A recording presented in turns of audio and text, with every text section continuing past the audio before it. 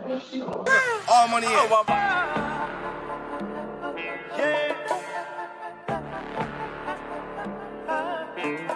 Prince, and we partaking.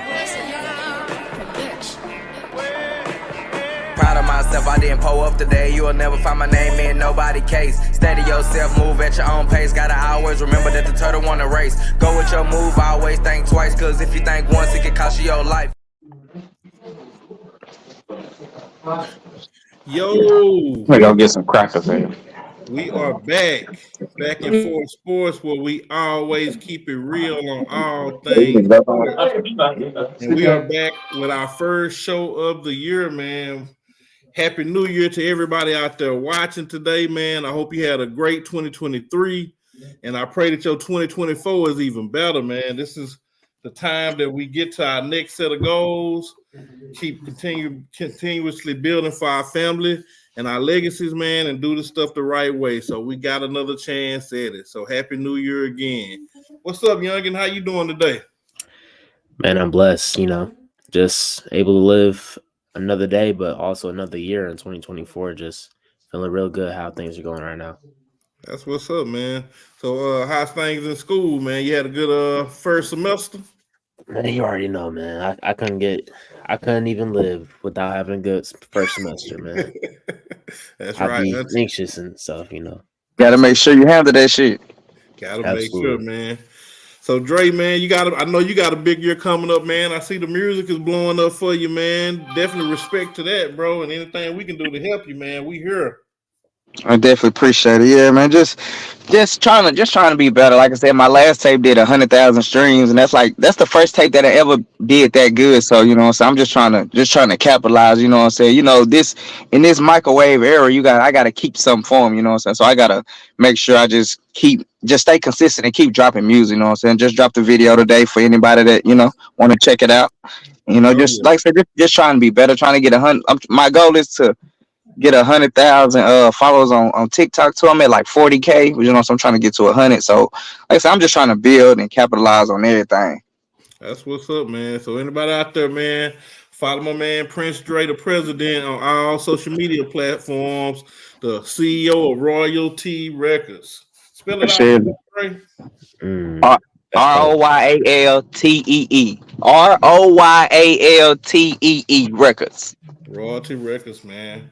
That's what's up, man. But look, nevertheless, we got a job to do, and we are here to talk about sports. And our subject today is some of the biggest sports stories of 2023.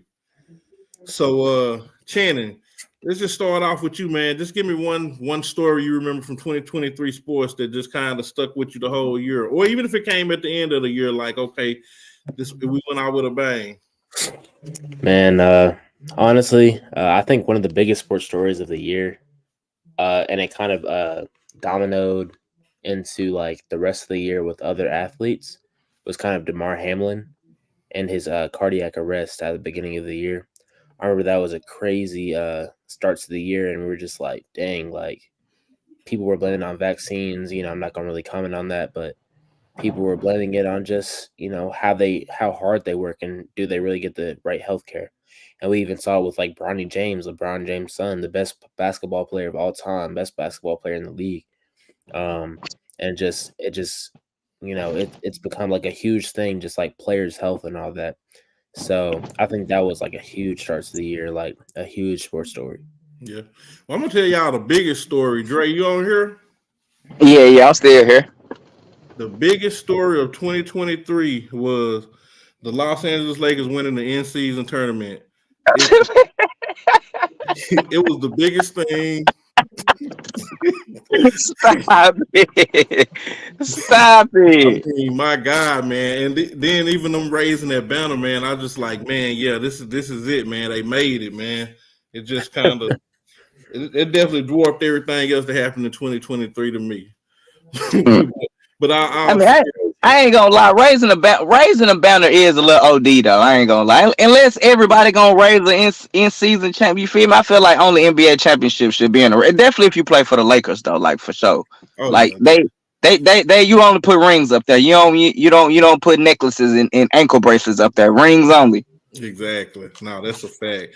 But now, man, I thought LSU and them winning that national title, man, and the rise of Angel Reese, man, I thought that was a pretty big story, man. I know for about 2 or 3 months there, I couldn't go anywhere without seeing her face just plastered everywhere. Yeah, that's a fact, man. And I'll be honest with you. I mean, the WNBA is already, you can see it growing in popularity little by little. But I think Angel Reese and LSU kind of put women's basketball in general on a whole nother level when they won that. And I know it's not the WNBA, but it made me start back paying attention to, okay, am I missing something with the pros? You know, if they play in college, you know, maybe I'm missing something. So I thought Angel Reese was a pretty big story, man. What about you, Dre? Yeah, that's exactly what I pick. I feel like Angel Reese and Caitlin Clark, both of them. You know what I'm saying? Both of them. What they did for the game last year is remarkable, because most men, we don't pay attention to the women. Honestly, we might catch the championship game or win this something big that might pique our interest. But now the team's 11-0, and I want to check them out. You feel me? I want to see what they doing from the beginning to the end, and that's really. I don't want to give it all to them too, but that's really on their back. Mike made people really start caring about the NBA. Sometimes you need that one player, and about the WNBA, that's what I say. They were about 25 years in. If you look at the NBA and where they was at 25 years in, you feel me? They're around the same. They're around the same page. They gotta go get them. They Wilt. They gotta go get they Jordan. They haven't got them players that's gonna do for their game what Mike and them did for our game. You feel me? So yeah, that's what they lack. And I feel like they don't need to hold them girls in college for all them years. That's too many years for you. Make them go for 4 years. Let them come out after one. But if you think about this though, Dre, if you look at the pay scale, it's almost to their advantage to stay the 4 years, especially if you're a superstar. Now it is after getting NIL and everything. Yeah, it's more beneficial now to stay in, but like if it wasn't for the pay, then I feel like they should let them girls go, because in 4 years I could forget about you. You might be hot in 2020, but by 2024 I forgot about you. No, I totally agree. That is. That's a great point, man. Also, man, I thought Draymond Green, man, and all his antics from choke slamming. Yeah, Draymond got it. I ain't lying. Jokish, man. I'm like, Lord, every time I look up, it's Draymond. And to the opposite of that, it was good to see Kyrie not in the news so much this year. He's in the news. I have another one right here. They were waiting on Reek about anything, Kyrie about anything. They ready, but Kyrie be doing some off the wall stuff to me, bro. I feel like once you sign a contract, like, you ain't a free man no more. I'm sorry, bro. You're obligated to do certain things, bro. You just can't wake up one day and say, "Don't really." No, I agree with that. And as much as I love Kyrie, I definitely didn't like some of those moves, when he was just randomly missing. But I stand with him 1,000% on the vaccine. I don't see nothing he did wrong. And I also don't see nothing that he did wrong as far as sharing that link. I thought that was crazy. They did too much with that, bro. He shared a link and y'all mad, but ain't mad at nobody or none of the other stuff. Yeah, that was a little OD right there. Man, I got another one, man. I think I'll miss this big one. Colorado with Deion Sanders. Deion Sanders to Colorado. Yeah, you're right, man. I don't see how we missed that. Yeah, I was about to say, I was like, man, Deion Sanders is definitely probably the biggest sports story. Deion probably was the biggest. Yeah, I don't know how I ain't think about Prime. Me either. Prime, man, they started off their season 3-0, and of course, they still improved on the previous season, but it kind of ended up being somewhat of a disappointment because they probably should have won 7 games, to be honest. But at the end of the day, they improved. But I still think Prime, just like the impact that he had, just as far as NIL, the presence that he brings as a coach, and also just the popularity he just brought to that Colorado team and just power to the players, I think that was something like we've never seen before in a coach before. Oh yeah, Prime, man, Prime. Yeah, that Prime story took off like something I'd never seen, man. It was like, it was some other stuff. And I think that's what hurt him too, because he got up so high. So normally the higher you get when you fall, when you crash, it hurt more because you fall. That's a fact. Feet, and don't get me wrong, Prime got some responsibility, but also we put Prime on such a pedestal to where we made it like, okay, this is unnormal for Prime to lose, and it's like, yeah, that's what I was finna say. It was too much expectation. Yeah, it was way too much expectations. A lot of expectations. It was like people was almost looking at the Colorado team as if it was 60 Prime clones on there, and it's like, no, you hear me? Prime, they act like Prime suited up. Yeah, Prime don't play at all. He just coaching, trying to motivate these boys. They still got to want it for themselves more than Facts. For them. Facts. They act like Prime was just supposed to win it out his first year. Yeah. Y'all think how many games he gonna win next year? Y'all think? I give him 6 to 7. That's what I was gonna say. I give him 6 to 7. Yeah, that's conservative. Yeah. I don't really disagree. I ain't trying to jump out the window now. Nah, I won't make that mistake again. Can't jump out the window. I mean, now they have those D linemen and O linemen now that are coming to their team via transferring and then also just high school. So I think I might give 9 games, to be honest. Hey, Dre, I got a story for you. I know Shannon know this too, but I know this here on for Dre. Man, the Crawford Spence fight, for Crawford to dominate Spence like that was like, yeah, I didn't see that at all. Look, if you would have told me Bud was gonna look easy, I would have bet everything I own. Everything. I would say, I bet my son, my daughter, I'm betting kids and shit. You hear me? Because I knew it was gonna be close. Man, that was a disappointment, bro. Yeah, I definitely didn't see that. That was probably is the most lopsided big fight I've ever seen. Usually when it's a big fight, it at least be a good fight. That fight wasn't even a good fight unless you like Bud.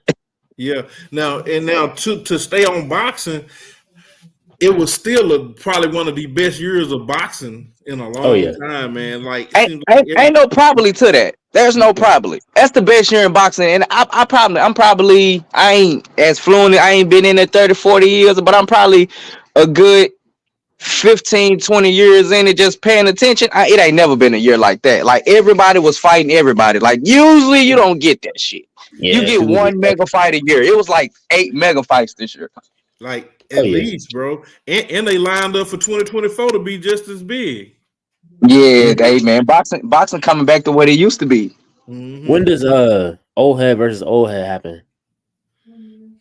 Oh yeah, man. We're talking about Pacquiao and Floyd. Oh, man, I don't even know if I could. I don't even know, bro. I ain't even checking a date for that shit. I'm gonna watch it because it's Floyd, but more than likely, I don't even care about that shit. Man, it's gonna be hard to watch. Like you said, you almost gotta watch it, and that's why I hate Floyd. It's like, you don't make me watch this mess, and I know it ain't gonna be a good fight. You gonna make me watch this bullshit. They ain't gonna charge top dollar for it. He's a smart. I know how to stream. Yeah, and I'm just don't tell nobody. Yep. I see another big story, man. This no joke intended for real. That's LeBron, man, passing Kareem. I thought that was significant. I didn't look at it as like some people did, because like I told you, I respect the fact that he done averaged 25 points a game for 21 years more than you accumulated more points, because that's just to be expected, But I thought that was a big story, man, because records like that. I mean, Kareem been having that record for about 30-some years, and before that, I think Wilt had it for 30-some years. So, man, whenever you see a big record like that broken, man, you can't do nothing but salute it. Yeah, people saying that one wasn't gonna never be broke. Like the 2 records people saying wasn't gonna never happen is people average a triple-double and somebody break Kareem record. That shit wasn't gonna never happen. It's not gonna be broke is that 100, that Wilt Chamberlain 100. Oh no, that's never gonna be. That ain't gonna get today's broke. Somebody might walk up to the tippy toe line, but it's not. Yeah, I mean, Kobe was on the porch. He wasn't knocking on the door, but he was right on the porch. David Booker was in the front yard. Yeah, But you think about the amount of shots they took to even get. You got to get that motherfucker up. Like, just think about this. The best Steph Curry shooting game ever, I think he made 14 threes. Just say we give him 20 threes. That's still just 60. That's crazy. You have to get 25 free throws too. And to get free throws, you got to be driving. Yeah, man. And Steph too small for it. LeBron out of there. KD, he too cautious for it. Yeah, KD just don't want it. He don't want to score 100 or 60 or 70. He don't want to. He don't. Booker, he doesn't really have that he's just not good enough. Like, I mean, I love Booker. I'm talking about he's not 100 good. Like, yeah, that's the difference. Yeah, that's different. Dame, I can see Dame lighting you up for a quick 60, 70 one night. See, everybody gonna fall around that 60 to 80 mark. I'm talking about on a historic greatest night that they could ever dream of. But that 100, oh my God. Yeah, no, I really can't ever see that happening. Unless the only way, Dre, is if they decide to add that 4-point line. Maybe. Man, that wouldn't count, though. That wouldn't count, man. That wouldn't count. Well, why would it? Saying it wouldn't count for anybody. 3-point line. You hear me?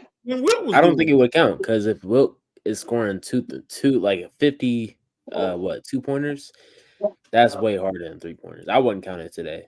To be honest. No, I got you. I'm just talking about the number. Like, could it actually be broken? It would take like a 4-point line, and then it's still gonna be hard. And then you had to hit about 10 of them.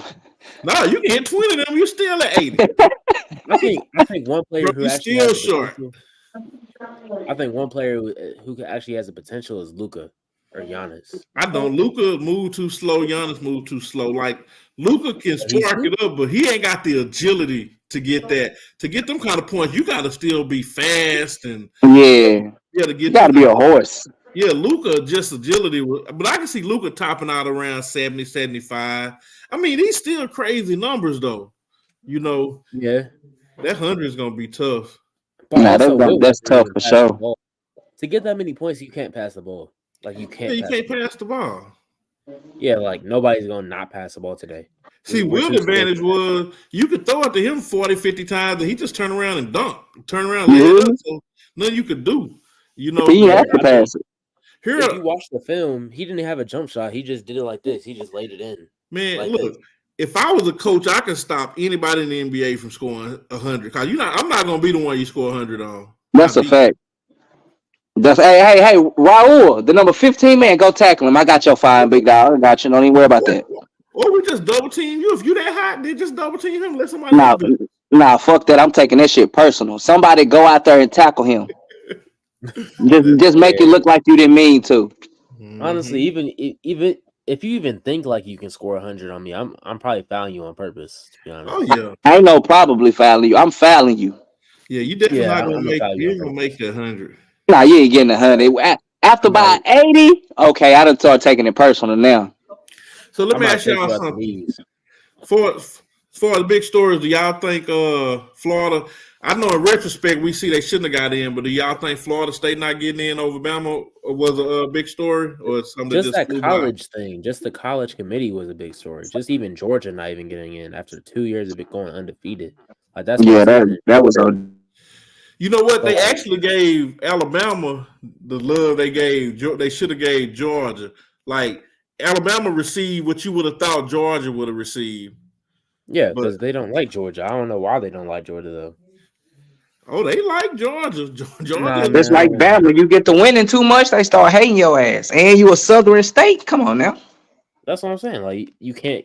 I mean, I wouldn't like Georgia if I was the one who was losing to Georgia. But I'm a Georgia fan, so I don't know, man. They just don't like Georgia because for them to be 6 and for them to kick a Florida State out and Georgia not even to be 5, that's kind of blasphemous to go undefeated.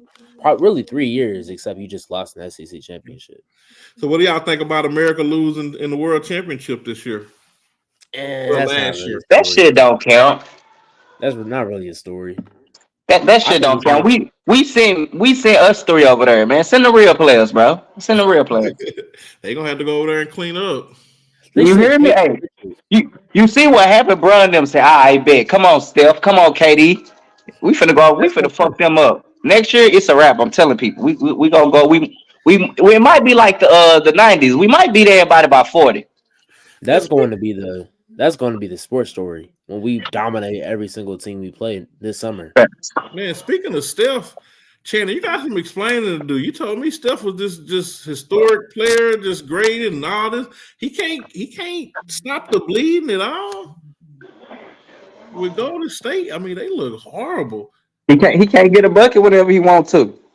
I know that's kind of the point I'm making. You know, he just that's why they wouldn't beg KD to come over there. Yeah, that's what I'm saying. He's just not a. That's why, you got to put him in. You probably gonna put him in top 10 just because of what his resume look like, but his play is not warranted top 10, and it's not because he can't play. His size just limits him.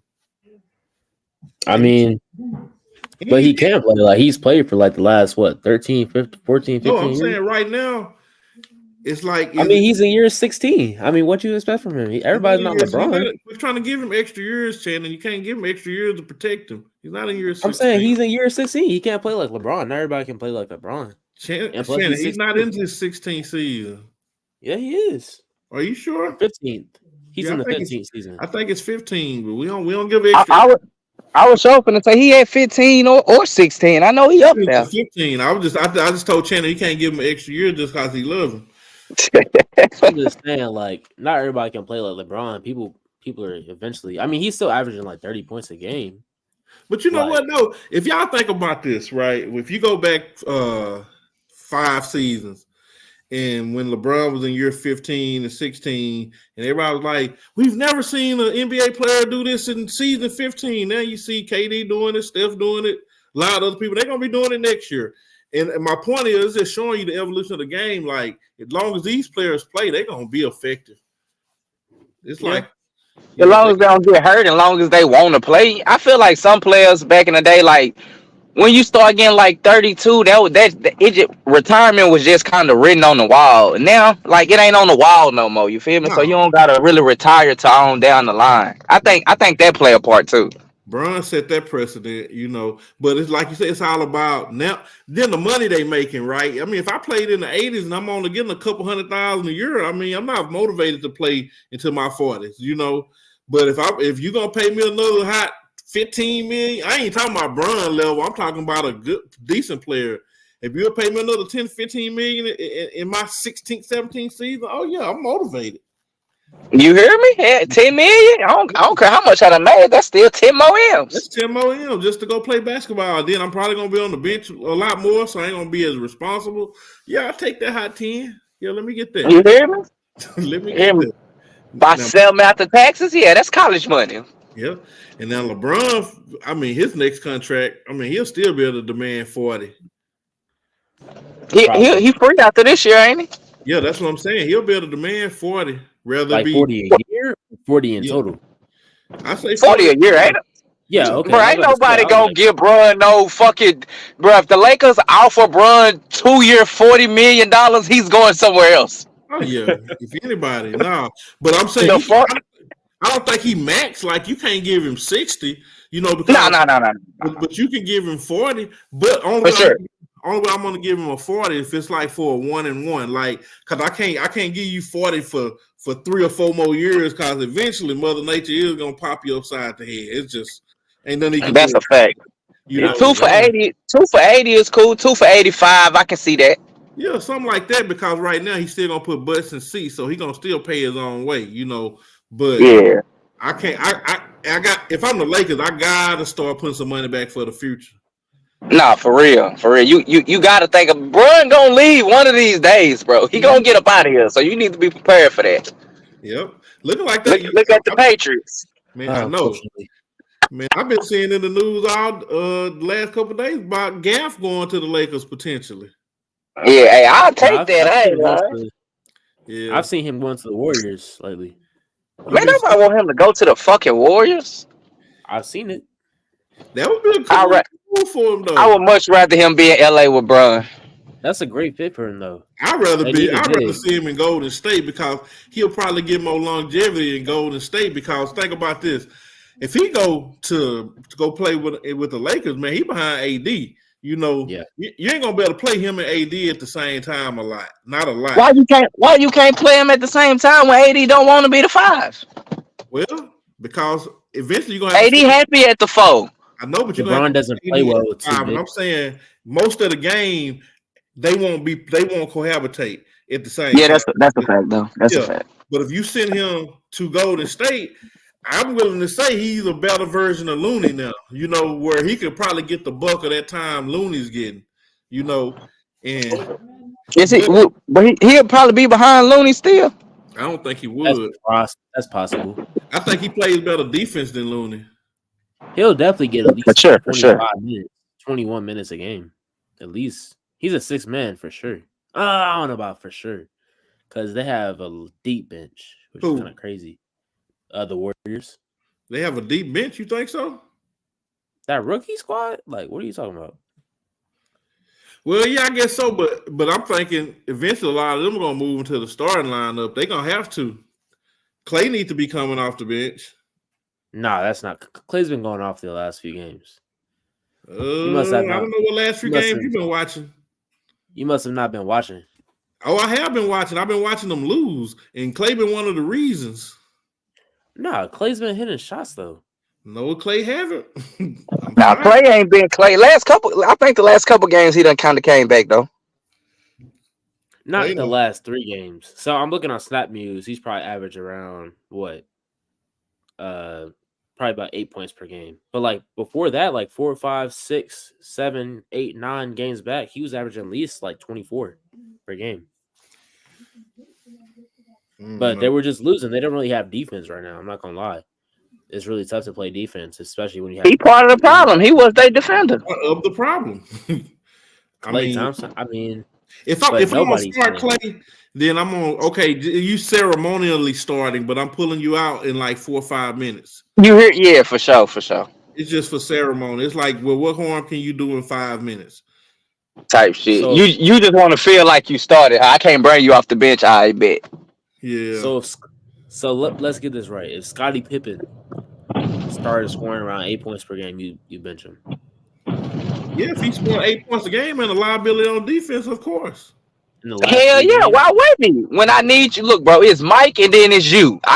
Who else we gonna count on? Now you don't bench Steph Curry, and you don't bench Michael Jordan, but anybody else can be benched. Sorry, yeah. But Klay Thompson's part of that core. You can't bench Klay Thompson. Like, that's just disrespectful. That's like, man, you won 4 championships and you're just going to bench me? I'm not aware. Yeah, you can't bench Klay. I don't think you can bench him.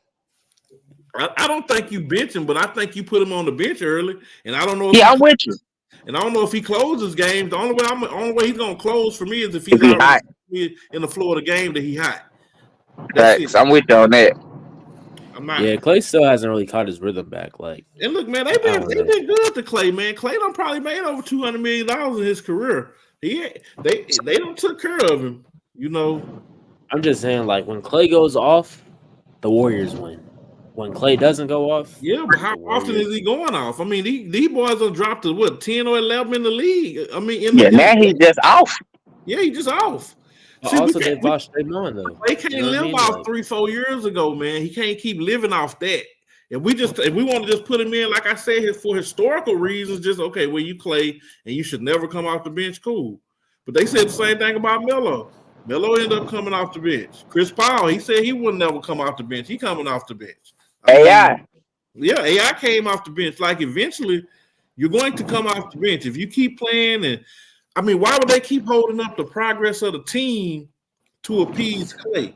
Klay should be able to go to them and say, "Hey, look, right now I'm not on. Bring what's up, boy? With the little braid." Yeah.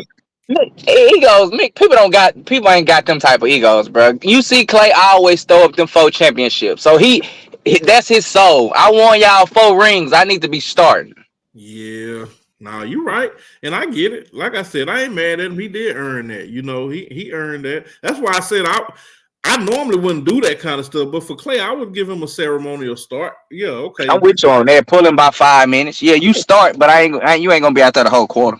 Well, let me gauge your first couple of shots. Let me see which Klay I'm getting tonight, because I'm not sure I'm always getting the best version of Klay anymore. I mean, Klay is averaging 17 points per game. Look, hold up. He's averaging 17 points per game, 4 rebounds, and 2 assists. What's his shooting percentage? 56% true shooting percentage. What's his shooting percentage? 56%. Not the analytic shooting. What is he shooting from 2 and what is he shooting from 3? I mean, it's 56%. Okay, good thing I got the internet too. Look, 2s and 3s, not true shooting. He know what we talking about. I mean, true shooting percentage is like ultimately the ultimate shooting percentage. It may be. You look. I'm kind of the old school, and he a dinosaur. You know, we ain't too fond of analytics, man. Yeah, that's what I'm saying. Like, analytics can do about anything you want nowadays. It can, but some of the analytics just don't make sense to us. Like, oh, we got 3 players coming down the court on a 3-and-1. They good 3-point shooter. Somebody shoot a 3. That's never gonna be a good play to me, bro. It's never gonna be a good play.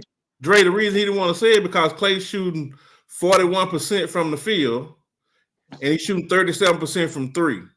That makes sense. And he averaging 17 points, 16.7 points. What is he doing on the rebounds? 3.7 rebounds, 2 assists. He got he negative so far. Like, and look, he got a negative plus minus, but it's only 1 point, you know. So he's just not contributing. He's not the reason, but I don't know. Like I said, I'm gonna start him, but you got to admit, Channing, he losing a step. Oh yeah, absolutely. I mean, he hasn't really caught his rhythm since he's been injured. Well, when the fuck he get injured? He talking about from 2-3 years ago, Drake. That's what I'm saying, bro. He done had 2 full seasons. They say when you tear your Achilles, it take you 2 years to come back. He done had his 2 years. He tore his ACL and his Achilles, or MCL and his Achilles. Channing, we know there's a reason back for to back. I think back to back years. Yeah, Channing, I think everybody on here would all agree that Clay is one of the most likable players to come through the NBA in the last 15, 20 years. I don't have a bad thing to say about Clay. I'm just speaking as an analyst.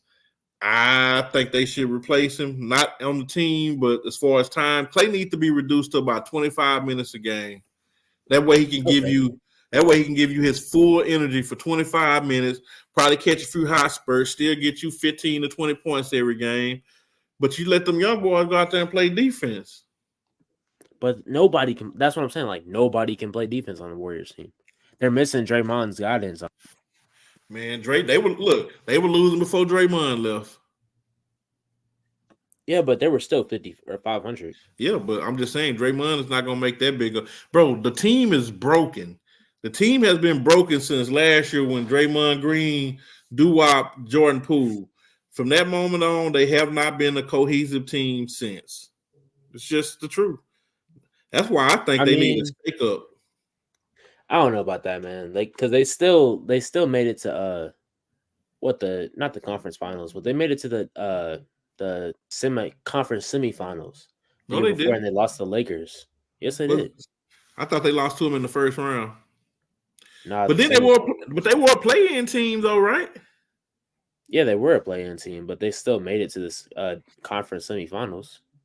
But if you notice, every year, these last couple of years, it's getting worse and worse. I mean, you could say that, I guess, but I'm just saying, like, what you should do is tell Steph Curry to call Kevin Durant so he can come save him again. It's not the case. He probably still got his number. Or as a matter of fact, tell him just rent that same private jet they rented last time and go fly to his crib. He in Phoenix somewhere. KD, nah, stop it, bro. Let's be serious. Put KD back at Golden State, that championship team again. Right now. Tomorrow. You crazy. Not right now. You crazy. Take KD out of Phoenix and put him in Golden State right now. As they go, I'm talking about the team right now. Their championship team. KD right now is 30 points, 6 assists, 6 rebounds, 48% from 3, 52% from 2, 88% from all you want. But come on, bro. If you don't have at least a minimal amount of defense, obviously the Warriors are a great offense. Didn't you just spend a whole show telling me how defense is irrelevant? Can't nobody stop anybody? It's not irrelevant. Of course, you have to play defense. I'm just saying now the strategy now is more. The players anyway, right? So that means you got to outscore them. So who better to get? Make up your mind, Shannon. We keep receipts. You're generalizing my statement. I'm just saying, like, defense Does it isn't sound like that to necessarily you, not Dre? needed. Defense isn't Yeah, necessarily I'm with you. I'm with you. I promise I said didn't say that. it wasn't necessary. I said defense isn't just like it's just You not the said game they plan don't play nowadays. defense because they can't stop them. That's what you said. Yes, of course you need defense to stop a player. No, you said they don't play defense because can't nobody stop anybody. See, it sounded crazy when you said it the other day. So now as you hear it back, you realize it was. It sounds crazy, huh?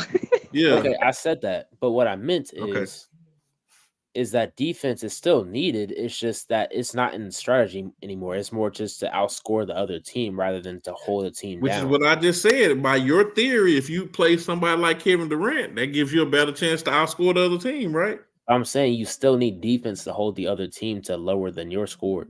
I mean, you got two 30-point scores on your team, bro. Like they'll be all right. They'll be all right.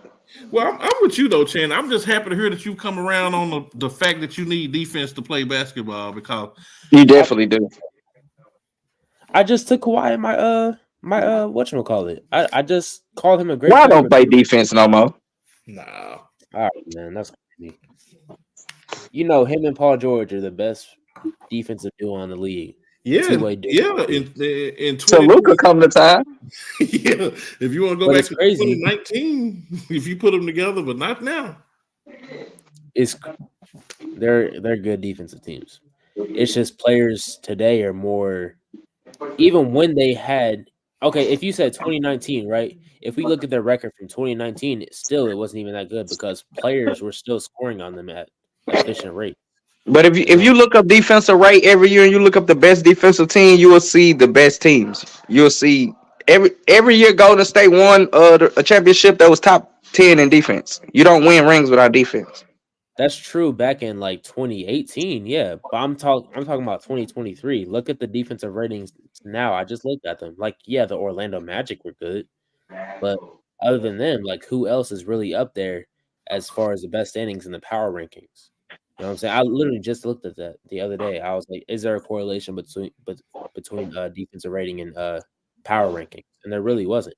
That's what I'm saying. Like, if you have more offense, which I would agree, yeah, KD brings in more offense, of course.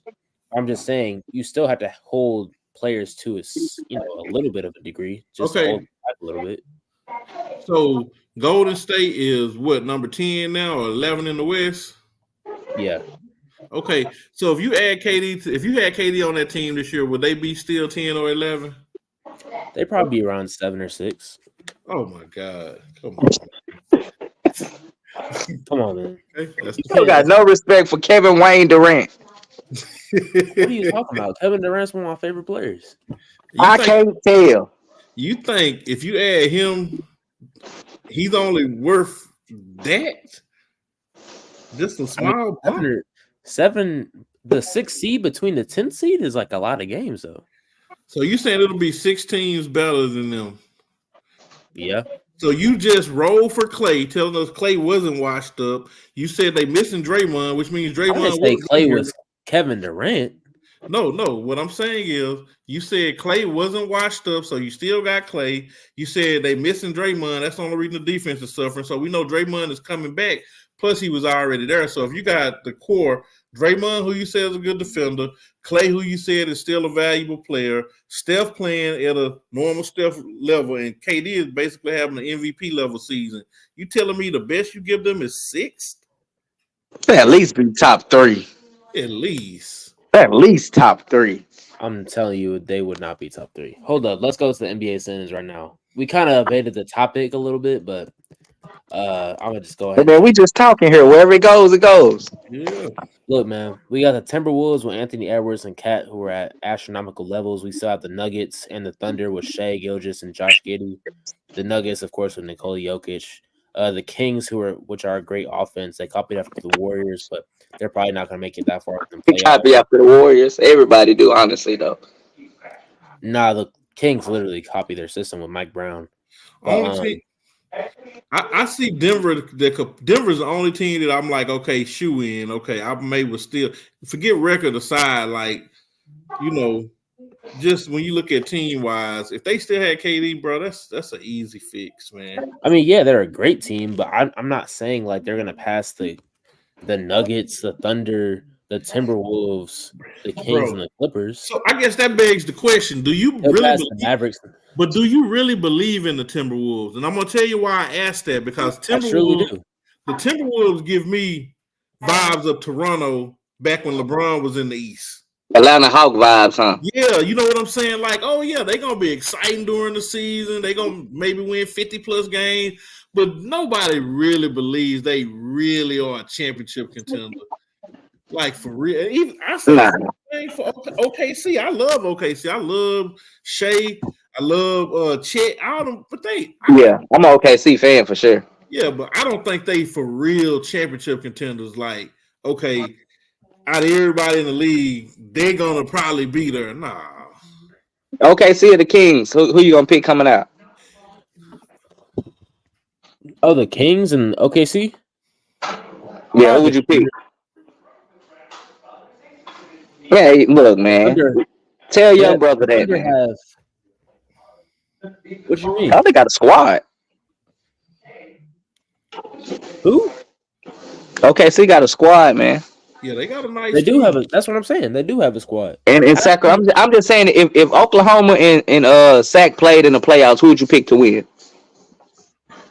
That's a really tough matchup. I'm not gonna lie. And then probably the man, Josh Giddey's like a Draymond Green, bro. Like, regardless of all the things that go on and off the court, like he's actually a great power forward. He facilitates the ball well. Josh Giddey, he's a point guard. Yeah, I mean he's a point guard, but traditionally he would probably be a power forward. I'm just saying, like, yeah, he facilitates. He don't got enough melanin in his skin to be a power forward. All right. Anyway, Giddey would probably. I don't know, man, but they had Domantas Sabonis, who's also a great player. Then they had De'Aaron Fox. Yeah, about 30 points a game. Hey, that's a really tough team. Now that would be a good playoff series for sure. I mean, I like Fox. He went to Kentucky, so I rock with Fox. Yeah, but compare the Kings to the Warriors, though. De'Aaron Fox could be a comparison to Steph Curry. Kevin Huerter could be a comparison to Klay Thompson. Absolutely, he's too inconsistent with his shoes. Okay, whatever you want to say. Draymond Green could be a comparison to Domantas Sabonis. That's what I'm saying. Like, they literally Sabonis don't play defense. And Fox, and I'm sorry, I love Fox. He's not nearly. He can't shoot like Steph. Yeah, he's not nearly the. I'm not saying they're all on the same level as Steph, Draymond. Okay, so what do you say? So this is what you're saying. Then you're saying they play that same role. You're saying I'm going to get these three players, but accumulative, all three of them are lower than the three that I'm comparing them to. So that means you're going to get a lower grade of basketball. So if Sabonis ain't as good as Draymond, they're not good as the Warriors as they were back then. I'm just saying they're copying the Warriors' offense, and they're supposed to be. But the talent is not as good, though. I didn't say that the talent was as good. I'm not saying they're better. What point are you trying to make then? I'm saying they played the same exact role as they did in the Warriors, as the Warriors did back in the day. That's why they're so good, and they have those players that fit those roles. But even Sacramento, do we really believe in Sacramento? I don't know about to come out the West. No, that's what I'm saying.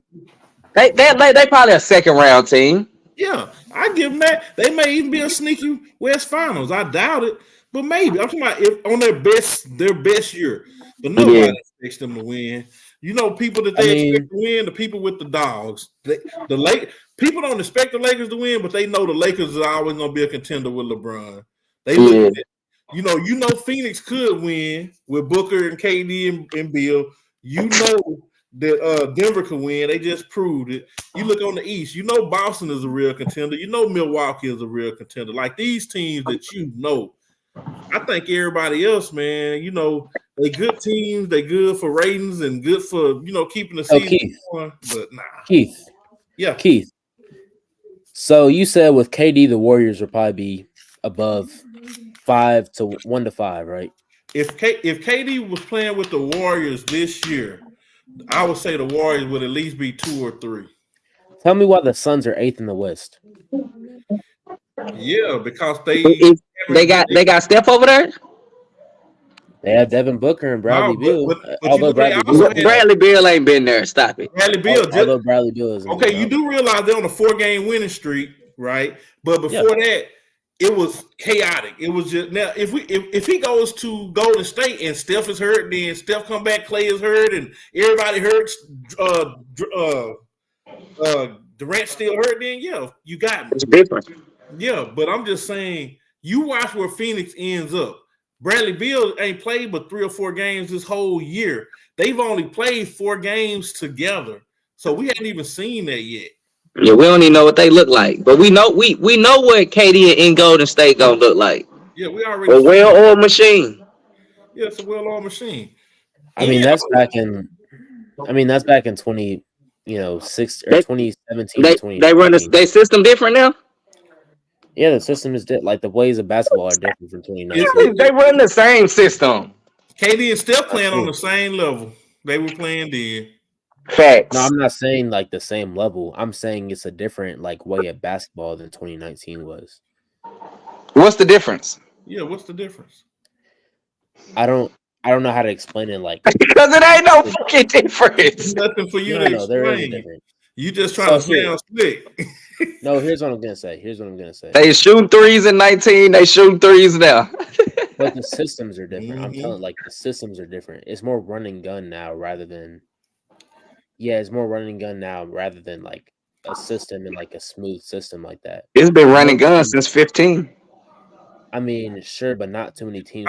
I'm willing to bet, Shannon, that if Steve Kerr was blessed to get Kevin Durant back, that he would adjust their style of play based on the new talent that he has. For sure. And now if you just, and we're talking about just airdropping KD in there, I mean, just think about it. He got a whole young crew. What were you just talking about how good their bench is, right? Because their bench is what keeps them in games now. Thanks. So, and then they bench better be their bench now. Exactly. So imagine all this power coming off the bench. Imagine you still got Andrew Wiggins and he's pushed to the bench coming off with them. I mean, I just think it would be a no-brainer. I don't think the team is the same. It's just like different basketball now. You just run and gun. It's not as set as it was in 2019. Yeah. Just think about how basketball was. I'm just saying. Of course, like all of this is hypothetical. But just like looking at the film from like 2019 compared to today, it's more just like 7 seconds or less, while 2019 was more like the Warriors offense. I don't know how to explain the Warriors offense, but it's just like fluidity. Like, but the Warriors offense isn't as fluid today. Yeah, you just talking today, Lucas. I don't know. I mean, just look at the film. I don't know how to explain it. It's just like every team can run and gun nowadays. Not every team could run and gun in 2019. More teams are dominant nowadays than you think. So another question for y'all. This is a Lakers / LeBron question. Do you think y'all think they put too much energy into that mid-season tournament because they play hard every game? And I know they're on a pretty bad slide right now. Do y'all think that's associated with that? I don't. I mean, you tell somebody extra $500K, they're gonna try to go and get there. You feel me? So, I mean, I don't.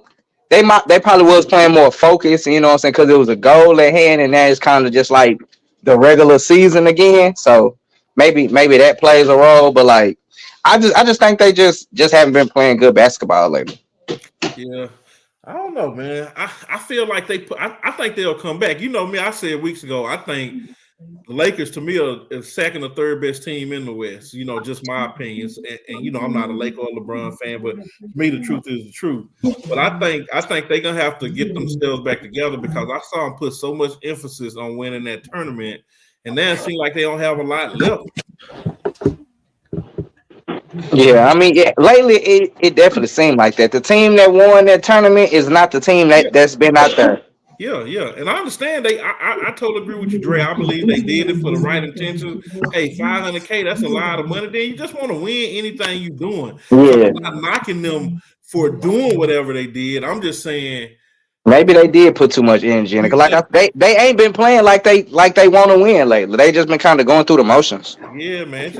They hadn't looked the same, man. And like I said, I'm one that in the beginning I thought that okay, the Lakers probably got a legitimate chance just because you got LeBron and you got AD, man. You always in the game. But Yeah, you get somebody else to help you win a couple games in the playoffs. You know, Austin win you a game, Cam help win a game in the playoffs. It could be different for sure.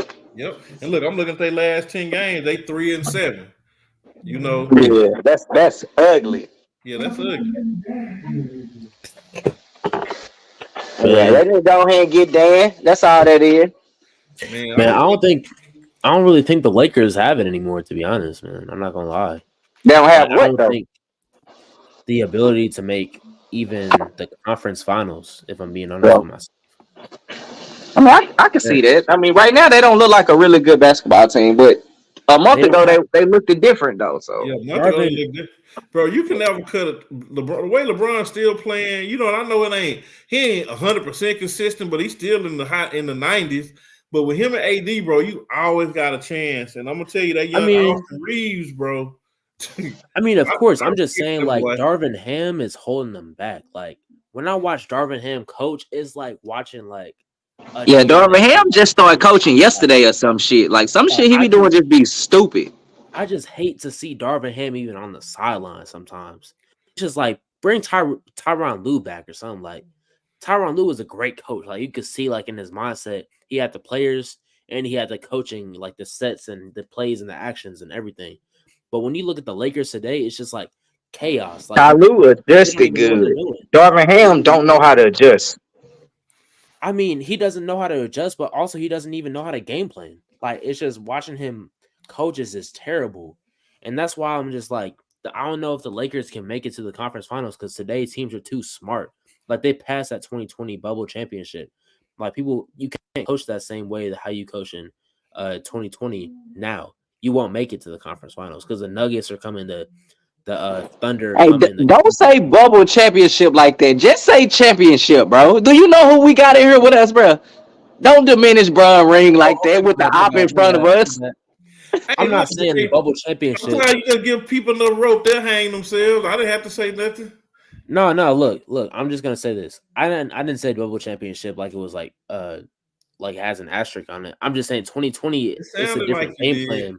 It's a different game plan in 2020 than it is in 2023. Just like in 2019 and 2023. Like it's just different games nowadays. Like the commonality. Are you trying to say that every 2 years the game is changing now? I mean, you're talking like these are ancient years, bro. You're talking 3-4 years ago. It's not that much different, if any. The commonality is they shoot threes. That's it. They're not running the same like sets nowadays. It's more set back in 2019. Like they're still running plays. But I'm just saying, I mean, they're running plays now, but it looks more like running gun. So which one are you saying is better? Are you saying one is better than the other? I didn't say any of that. I'm just I'm asking you. No, I'm asking you. Are you saying one is better than the other? Like what is your point you're getting at? I mean, okay, this is different from this year. Okay. I'm talking about Darvin Ham. I'm saying the way he coached in 2020 is not going to get him the same place in 2023. Okay. Yeah, that's what I'm saying. I'm not saying any place is better. Although I would say now is definitely more competitive. You see more teams being competitive and you see the game of basketball being a lot more smart because they just know how to score. And I think a lot of that comes with Nikola Jokic and the Nuggets. Just like making the game simple. But Nikola Jokic and the Nuggets are not running and gunning like what you're professing. You're not understanding. I'm just saying Jokic, it's not run and gun. But I'm just going by the words you're choosing to use. Okay, it's react and adapt. Today is not run and gun. It's react and adapt all the time. It may be 7 seconds or less, which makes it seem like run and gun, but they're just reacting and adapting. All they see is, a double team is coming. Let me throw it to that player. Let's run pick and roll. I want to watch tonight because I know you've been saying that for several weeks. Like it's 7 seconds and 8 seconds to less. And I'm like, when I watch basketball, I mean, I see spurts in the game to where it's pretty fast paced, but I don't see this 7 seconds or less that you always professing. Yeah, I'm with you. I see teams, doing a lot of ISO, running a couple sets and stuff. Running gun, not so much. Yeah, Yeah, if a team, sometimes you get in that little 2-minute spurt where both teams are back and forth, but I just don't see it being a consistent thing like Shannon is saying. I'm not saying it's a consistent thing, and I might have said it wrong back in earlier episodes. It's not necessarily 7 seconds or less, but most of the big spurts definitely do come from 7 seconds or less. And I'm just saying, like, the systems today definitely favor 7 seconds or less, or react and adapt, really, as I like to call it. I'm just saying, but also, like, even when the defense is set back, it's still react and adapt. Like, you're still scoring in like very quick ways.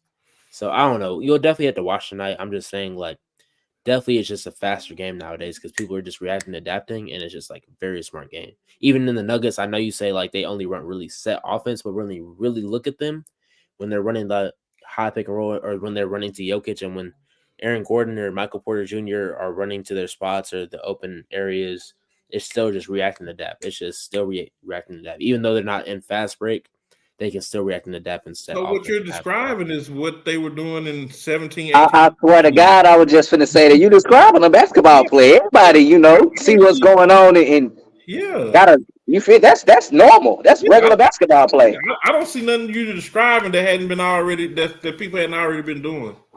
I'm just saying it's faster. They're running back in 18 and 19, they were running more plays rather than just reacting and adapting. Now it's more just high pick and roll, rather, if anything. Or they might just I think that just sounds good. Is high pick and roll a play? I mean, yeah, it is a play, I guess. But it's more just like pick and roll is definitely a play. I don't understand where you're going with this.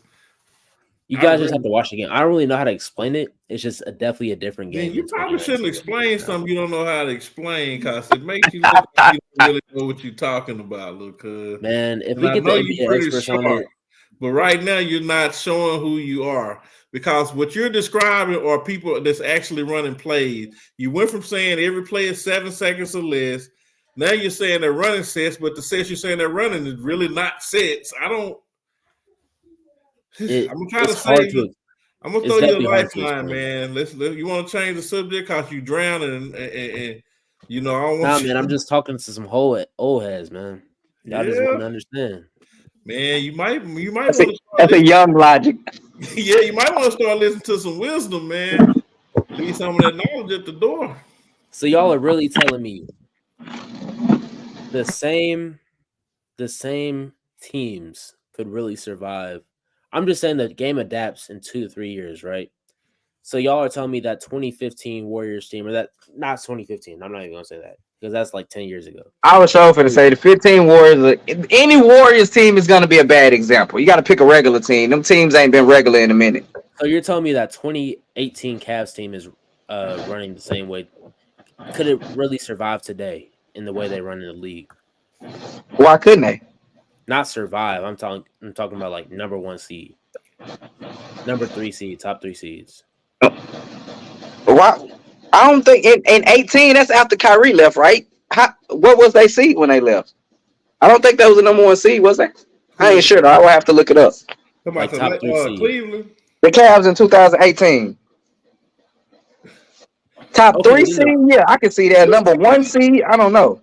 It was probably the Raptors. Toronto. The Raptors. The Raptors in 2019. Yeah, that's do you think the 2019 Raptors could be a top 3 seed, or whatever seed they are today? It didn't really matter what seed Toronto was with DeRozan and what they wasn't gonna win. Like people that know I'm talking basketball. about with Kawhi. Huh? I'm talking about with Kawhi. That was only a half a season. What? I said that was just. Is you asking, could that Kawhi-led Toronto team win a ring in this era? That's you asking? I'm just saying, would it dominate or not dominate or do as well as it did in 2019? They wasn't going to win that year. Remember? You hear me? Would they make it to the championship? If people are hurt, then yeah. Bro, they really shouldn't have beat. Like they really shouldn't have beat Philly. They beat Philly off a fluke 3-pointer. Okay, they made it. That's. I'm not. Yeah, I understand, but them making it. Do you think they would be champions if Golden State? Because this is what we're saying. The same game that they couldn't win in today, they would not have beat the best team that did it then. Is what I'm trying to explain to you. They still made it to the championship regardless. Shannon, you can make it to the champ. I guess they beat Philly regardless. Buzzer beaters happen all the time. You're right. I just don't really, you know me, I don't really give too much credence to second place. So I understand you love second place. But he just said not the Warriors. Okay, then could the 2019 Warriors? Y'all would probably say yes. That's what I'm saying. The point I'm trying to get at is that style of play has not changed and it's been winning. And the only time it didn't win was when he got hurt.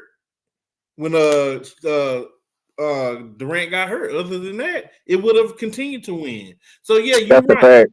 You're right. Toronto went on a run in the East. Nobody in the world thought they had a chance to win.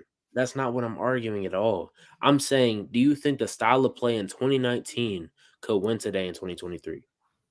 I don't think it's no different for the ones that did it. Like, I think the style of play is still the same. Yeah, I'm being specific. I'm saying a 2019, 2018 Warriors team could compete or beat any team today. That's what I'm saying. And you told me that Warriors team was the greatest team ever. So are you now retracting that? Because if you're considered the greatest team ever, you should be able to beat teams today, especially considering just 5 years ago, right? The greatest team, not the best team, because eventually some other team will beat them. Okay, so now we're playing schematics. Okay, so you're telling we've always said greatest and best are different. Yeah, I know. I'm asking you right now. You told me no one could beat that 2018 Warriors team. That's what you told me. I don't believe anybody could beat that 2018 Warriors team. No, I don't really believe. Right. So could that 2018 Warriors team that you saying nobody could beat, because that was just 5 short years ago, are you telling me as good as you say they were, they could not beat most teams today? Is that what you're saying? But is their style of play similar to today? Could they win? You're stuck on style of play. I'm stuck on wins and losses. Could that 2018 team beat? Look, the original argument was that Darvin Ham's 2020 style of coaching would not work today. I don't even remember that wasn't the original argument. Yes, it was. I literally said that. I said because Darvin Ham is so bad. Kevin even said he is terrible. And look, but that was part of the discussion. That wasn't the original part of where we started. Y'all started saying that the Lakers are a contender.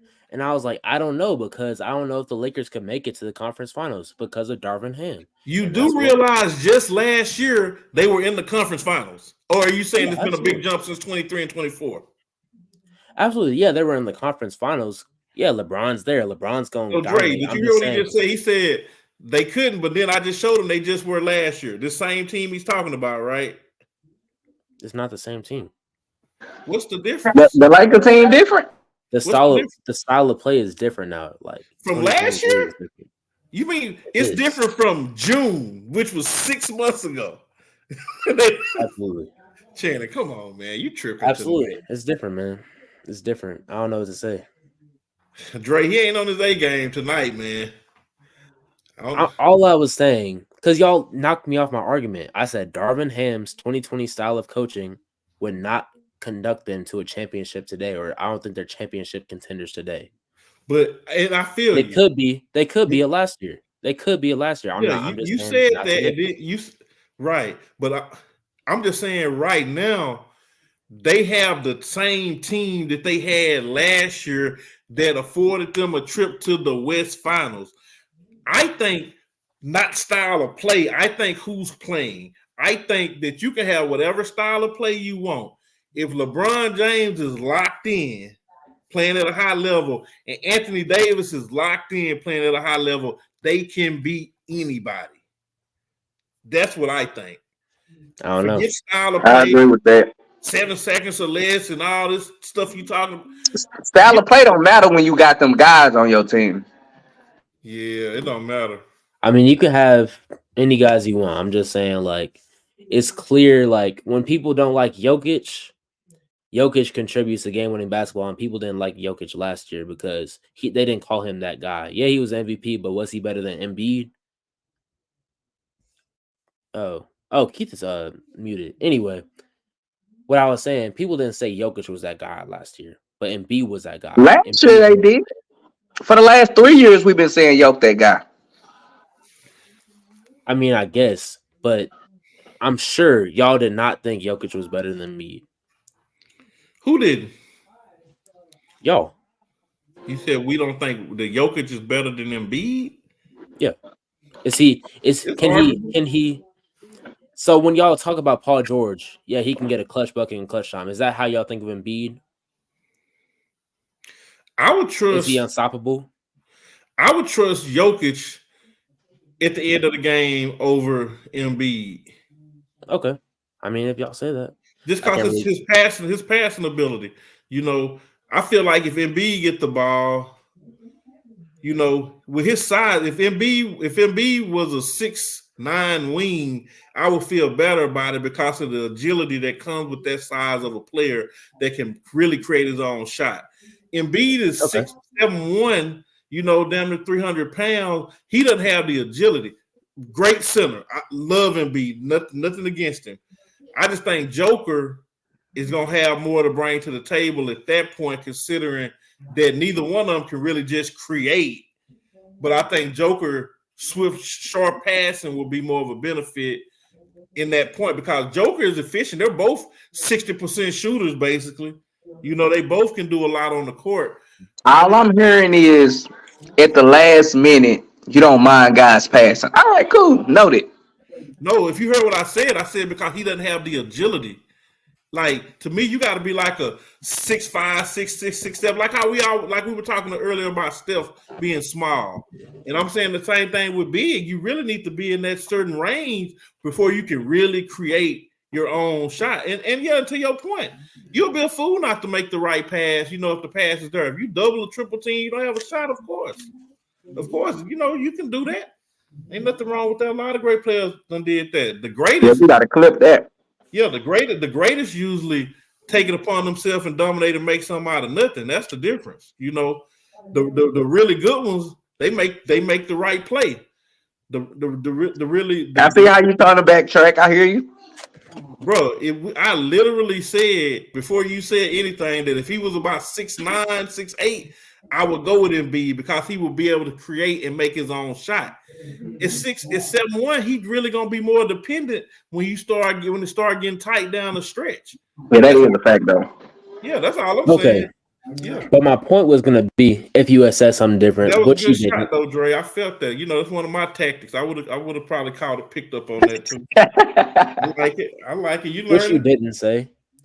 I'm just saying if I need a bucket, which y'all are probably talking about LeBron and AD right now, right? In the crunch time, they could probably get you a bucket, right?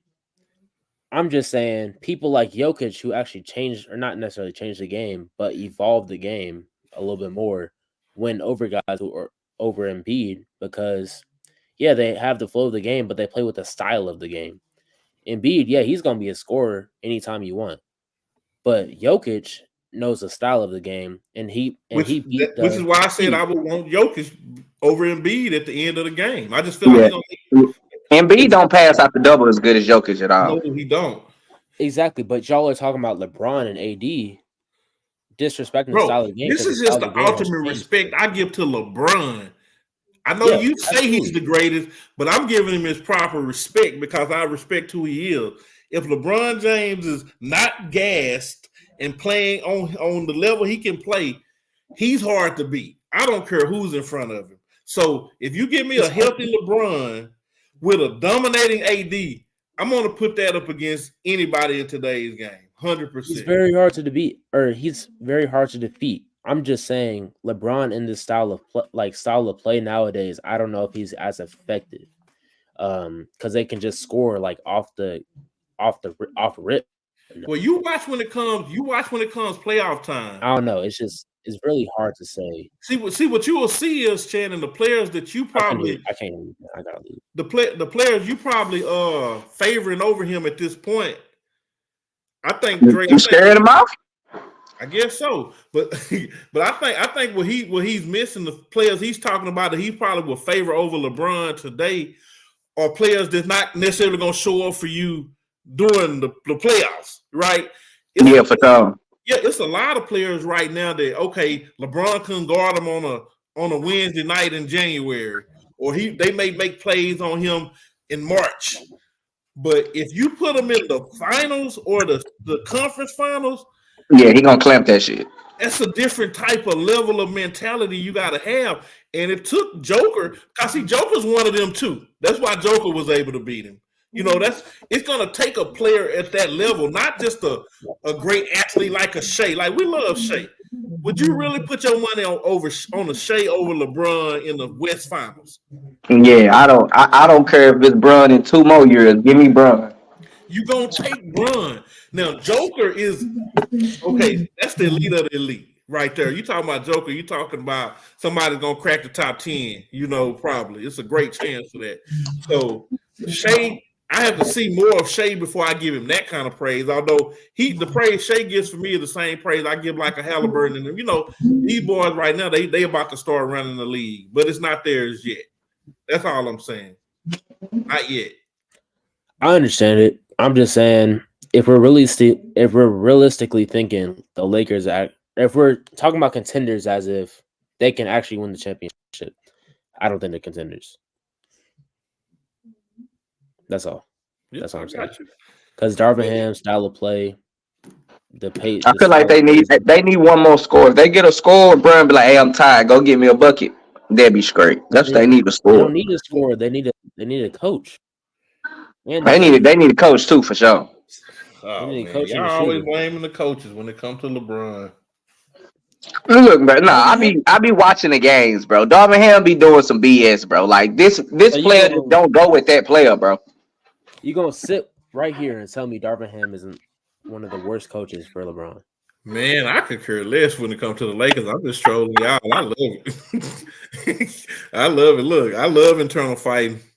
So internal fighting is crazy. Yeah, y'all figure that out. So if you want to say bad, I'll take it. Like Darvin Ham do be doing some crazy. Like you start 3 defenders with Bron and AD, bro. Like, okay, who gonna score? You got 3 people out there that don't shoot the ball, bro. That makes no sense. Now I do agree with y'all on that. There's no reason Austin Reeves shouldn't be starting. Austin Reeves should be starting. Cam and what's the other lanky dude name that play good defense? I can't think his name. They shouldn't play at the same time. Yeah, Vanderbilt. Vandy. Oh, Vandy. And Torian. Vandy. Them 3 shouldn't play together. Rui should be starting. Rui should start. If Austin Reeves should start. Who? Yeah, Austin Reeves definitely. But you want Austin Reeves? I don't know. Who? I don't think Austin Reeves should start, but Rui definitely should start. Austin Reeves 20 off the bench. Bro, Austin Reeves. Yeah, exactly, and he should stay that way. Bro, he probably the bench needs to score. Because the bench needs to score. In a general, they need to build the bench around Austin Reeves. Austin Reeves is kind of like what I feel you on that. There's some logic in that. I'm probably still gonna start him, but I understand what you're getting at. I mean, you do need some scoring off the bench, but at a certain point, like when we starting off the game, I don't need 3 defenders in here with Bron and AD. What if they off? Now who gonna score? Right. See me. I'm talking to LeBron. Like, man, just say your energy for the second half. We're gonna let Austin Reeves and AD run a 2-man game this first half. You pace yourself, Yeah, get you about 10 in this first half, and then whatever you get in the second half, that's you, big dog. Yeah, that's you.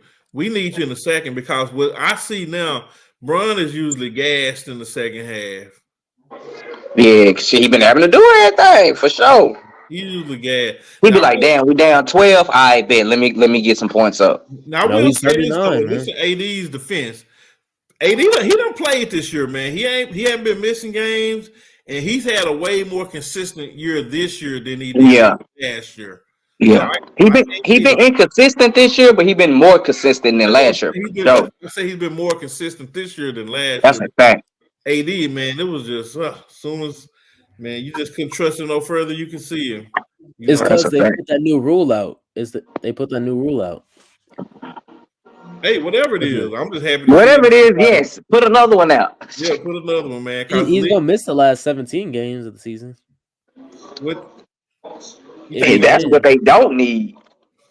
Nah, They just need to pay because it's still for the 10th seed though with him playing.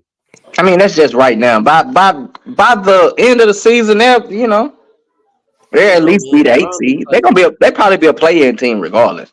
LeBron, man, I don't know, man. I don't know if he can go the full season anymore like he used to. But of course, he's going to like score like 25 points per game. Like that's a given. But I don't know if he'll. I think the fatigue will get to him, and I don't know if they'll start picking back up around the All-Star break because now it's the All-Star break, and we still haven't seen like LeBron. Like he's getting tired. Like, and you can tell he's probably gonna get more tired like right after the All-Star break. So I don't know, man. Yeah, and then it's a good chance. It's a good chance the Lakers gonna make another move before the trade deadline. Speaking of trade deadline and the Lakers making a move, I know it ain't no validity to it because it's just Twitter, but man, they show pushing for Kyrie to go over there ever since Luka didn't even look at him last night for that 3-pointer, and that disappointed me too, man. I'm like, you don't leave Kyrie open like that, Luka. It's like, come on, bro. How you not gonna pass the ball to Kyrie and he right there? I didn't really like that from Luka last night, and I like Luka. Nah, man. Luka, man, he was like injured though. Who? Somewhat injured. Luka. Do you know the play I'm referring to? My bad. I barely kind of heard what you said. All I know is the Mavericks lost. So last night, they did Kyrie did a screen for Luka, and it said Luka had the ball at the top of the key. So when they switched, Kyrie's man went over there and doubled Luka or made it where Luka couldn't drive. So Kyrie is 6-7 feet from him, wide open. So instead of Luka just shooting it to Kyrie for a quick, easy 3, he tried to make a little move and do a step back 3 on 2 defenders. And they've been tearing him up on Twitter all night, all today. It's like a trending story. And this video is everywhere of him just kind of like right there. Then as they should. You got Kyrie Irving open. You ain't see what he did in the finals. You better throw that man the ball. You saw the play?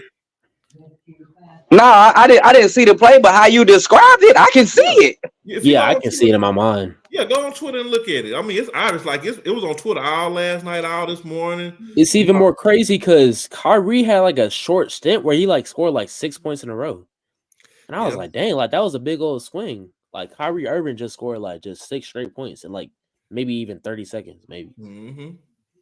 But he was tough last night. Of course, they lost by like 20 or something like that. But I don't know, man. That team needs like a big revamping. They need to build more around Luka than trying to do a duo.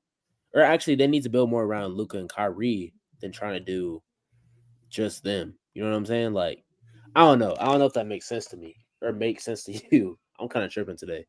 The worst thing that happened to me is what FJ talking about. And that's sending Kyrie to the Lakers because send that man back over there with that man.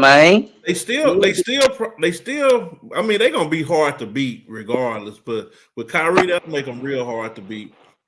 I mean, they put Kyrie over there, give him a championship. Go ahead and send him. Only problem with that is to get Kyrie, you're gonna have to give up Rui and Austin and a few more. And still, you think so? To get Kyrie, look, for one, in 2023, to get Kyrie. Mark Cuban know how much LeBron want Kyrie. So facts. That's why he didn't go over there. Yeah. It's like listen, Kyrie left. Kyrie said, "Send me to LA." Mark Cuban said, come here. I got some money for you. Yeah. and I'm saying right now, even if Kyrie requested a trade, and if the Lakers tried to get him, they're gonna make the Lakers pay a premium. Yeah. You hear? I'm with MJ. Send all of them to Dallas. Fuck you, mean? All right. Okay. So listen to what you asking for, Dre. You gonna send all these young horses to Dallas, and you got an AD that can break down at any time, a 40-year-old LeBron, and a Kyrie that can break down at any time. You sure that's what you want to bet your franchise on? And you still need something. Don't send them all. Keep somebody for sure. Man, Dallas would definitely win that thing. Don't send everybody. If I was the Lakers, I would just kind of sit still and find, like Channing was saying, I'll look for some defensive pieces. Offense is not the problem. They need OG Anunoby. Well, they don't need him now because he is sitting softly in New York and he ain't going nowhere the rest of the year. Yeah, they needed OG Anunoby. He's a good 3-and-D player. They need a 3-point shooter. The Siakam is on the trade block. Who? Siakam. He can't shoot though. That's the thing. Like, why would he play with AD? But he giving you 27, 28 points a night. I was just going to say, Pascal Siakam a bucket though. Not with AD on the court. Not with AD on the court. Actually, he would be perfect with AD to me. Yeah. It's not the case, man. It's not the case. Either way, as long as Kyrie don't go over there, I'm cool because I don't want to have to cheer against my boy again. If it works with AD, it definitely won't work with LeBron. LeBron doesn't like two bigs playing beside two bigs. But Siakam is like a 3, bro. He's not really a 4. He's really like a 3. I mean, we don't use like that terminology anymore in like modern basketball. Like today, just a 4 is a 4. Well, good thing that your people your age ain't the only people that watch us. You know, so I'm speaking to my demographic because we understand that, like all that 7 seconds or less stuff. See, we don't understand that stuff. So you don't understand that? The Phoenix Suns were in that in 2004. I mean, we understand it technically, but like the sense of it, that's what he's saying. Yeah, it don't. I guess. Yeah, I'll be playing. I mean, I was trying to ask you what Klay Thompson percentage was. You want to keep talking about true? I'm like, man, what is he shooting from the 3 and 2? I mean, true shooting percentage, man. Actually, that's actually a pretty bad true shooting percentage when I think about it. True shooting percentage for a good shooter like Klay is supposed to be like 65. See, we wouldn't know nothing about that. All I know is Klay shooting 41% from the field and 37 from 3. That's all I need to know. Yeah, that's all I need to know. That's not for Klay Thompson. That's terrible. Klay Thompson is a correct 44% shooter from 3, bro. That's 7% off his average. Bro, Bron is at a higher percentage right now than Klay. Yeah, Bron ain't nowhere close to being a shooter as Klay is. That's right. And if he Klay has a different game, though. And you do realize this: Klay is averaging 16.7 points. If Klay is up to 41%, that's probably two more threes a game. So now he's at a 23-point clip, just like that. Percentages count. That's what I'm saying. No, I'm not doubting that. I'm just saying Klay hasn't been the same since whatchamacallit. Shoot, that game comes on at 9, actually. Klay just hasn't been the same, man. It kind of hurts because like, how do you come back from two injuries, man? Like, tell me how you come back from. You talked about that earlier in the show, and I said you need to put Klay on the bench, and you defended Klay for. I was just gonna say that. I swear to God, I'm finna say you've been defending Klay all day. I do defend Klay because he hasn't been the same. Like, how can you expect the player? So why, when I told you Klay needs to be reduced, you started defending like, oh, you can't do Klay like that, and you started talking about his true shooting percentage. 4 championships. He's an all-time great shooter, probably right behind Ray Allen or Reggie Miller. If Shaq came back to the league, would you start Shaq today? Yeah, absolutely. I'm talking about it. No, you wouldn't. Stop. Oh, come on, man. But stop it, Shannon. It's the same thing. It's the same thing what happened with MJ. I know that's my point. You can't hold on to Klay is a 4-time champion. That is over with. Yeah. I mean, even Mike won Mike in Washington. You see, they don't talk about the Washington years. Them years don't count. That wasn't Jordan for real. It counted. They just don't talk about it.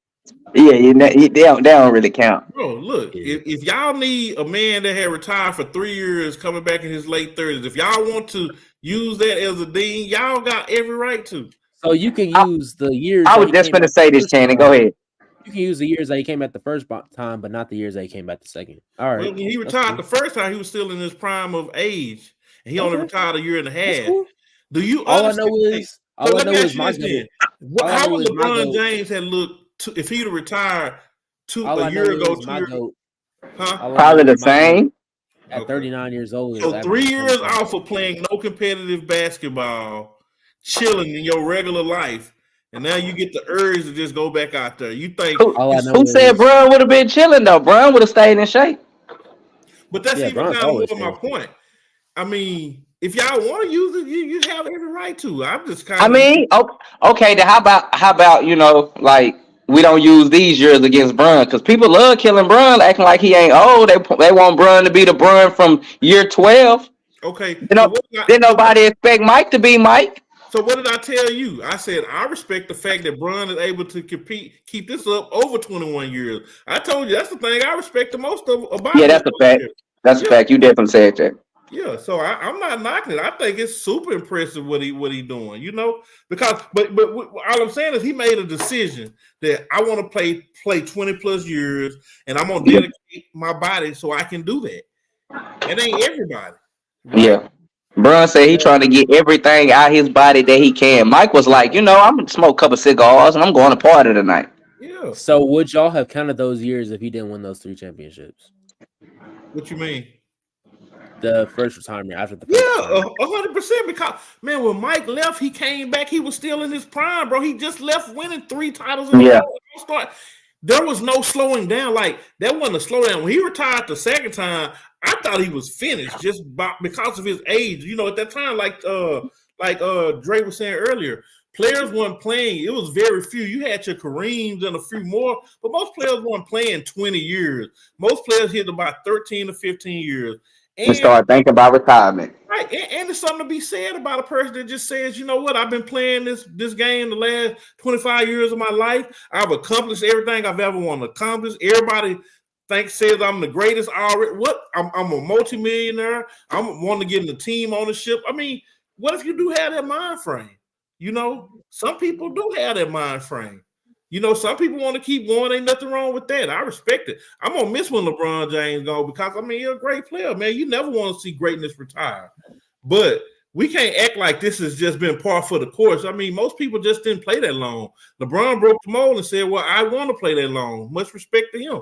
Much respect to Kareem Abdul-Jabbar that did it. You know, you just throughout the years, but most people just, I mean, then it's something else too, Shannon. When you feel like your job is complete, what are you still playing for? Money. Like, maybe Mike wasn't in love with the game. Like right now, LeBron to me has no reason to play. The only reason he could play basketball right now to me is to win a title. He loves basketball. No, I said to me as a fan, we all speculating on all type of stuff. So I'm saying, as I watch the game, as a legacy thing, there's nothing he can do but win a title that's going to affect his legacy. Like, okay. I don't care if he averages 30 points this year and 28 next year. Oh, that's cool. And I know it's going to sound good. Oh, we've never seen a 41-year-old average. And that is true. That's not going to move the needle for people that it's not had moved for already. We're going to judge him. Okay, if you want to keep playing, that's cool. But we already know you're great, LeBron. You ain't got to prove to us that you can score, or pass, or rebound. Man. You're playing to get titles, or you just playing because you want to. If you're playing because you want to, that's cool too. I appreciate your greatness regardless. But I don't see the point. I know me, Shannon. I'm 45. I wish I could retire today, and I love what I do. I work for myself. I make my own hours. All that stuff is all cool. Let me get into a situation where I don't have to do what I'm doing. I don't have to do nothing. I'm gone. Yeah, I'm gone. And then you I don't know if that's true, man. Bro, people say that until they miss what they did, until they miss doing something to do. Or you say that because you've been working your whole damn life, 25, 30 years, and you just like, I'm ready to go. Absolutely, but and if you're on Michael Jordan's level, think about it. Michael Jordan is making between $100 million and $250 million a year, any given year, off shoes. I don't need the money. You know, I got every. Michael Jordan didn't love basketball, man. But that even more of a point. If I wasn't in love with the sport like some, and I still accomplished all that I accomplished, what do that say? That means I was just that damn good. I didn't even really care about the game. I came in, played, dominated, finally won titles, won a bunch. I'm tired. I'm gonna quit for a couple years. Oh, I want to play again. Come back and win 3 more. I mean, Mike is like Anthony Edwards. He said, "I could do it anywhere. I just chose to do it basketball." But he really couldn't do it anywhere else because he tried in baseball. He couldn't do it. Yeah, but I bet you LeBron. If LeBron tried boxing or baseball, soccer, tennis, golf, LeBron could dominate anywhere, man. That's how good my GOAT is. Okay, well, maybe he will be a better. I'm just saying my GOAT be golden. That's all. That's all we saying. Our GOAT be golden. All right, y'all got me. LeBron will be a better football player than Mike. Great. Hey, I got you. Can't argue with that, Channing. I thought you was going to say that shit. I was you don't know how long I was going to troll you about that. I was going to personally clip that myself. LeBron's a superior athlete than Michael Jordan. Is what we're saying. Yeah. You can be a superior athlete, But is he a better basketball player? That's the only question. He's a better basketball player, yeah. I'm willing to say Dwight Howard is a superior athlete than Jordan, and probably a few others. He's a better basketball player than Jordan, yeah. Greater, yeah, that's who. You probably wouldn't agree on the greater, but you definitely agree on the better. Better, yeah. Yeah, everybody would probably agree on the better. Like, dude could beat Michael Jordan 1-on-1 easily. Shoot it, Michael Jordan played today with the Bulls, that 96 Bulls, given the best Bulls team. That team, I don't know if they'd hold up like they would in 96. And that's not even a diss. It's just that evolution. Now, I'm with you on it. Different time, different play style and all that. They don't got enough shooters.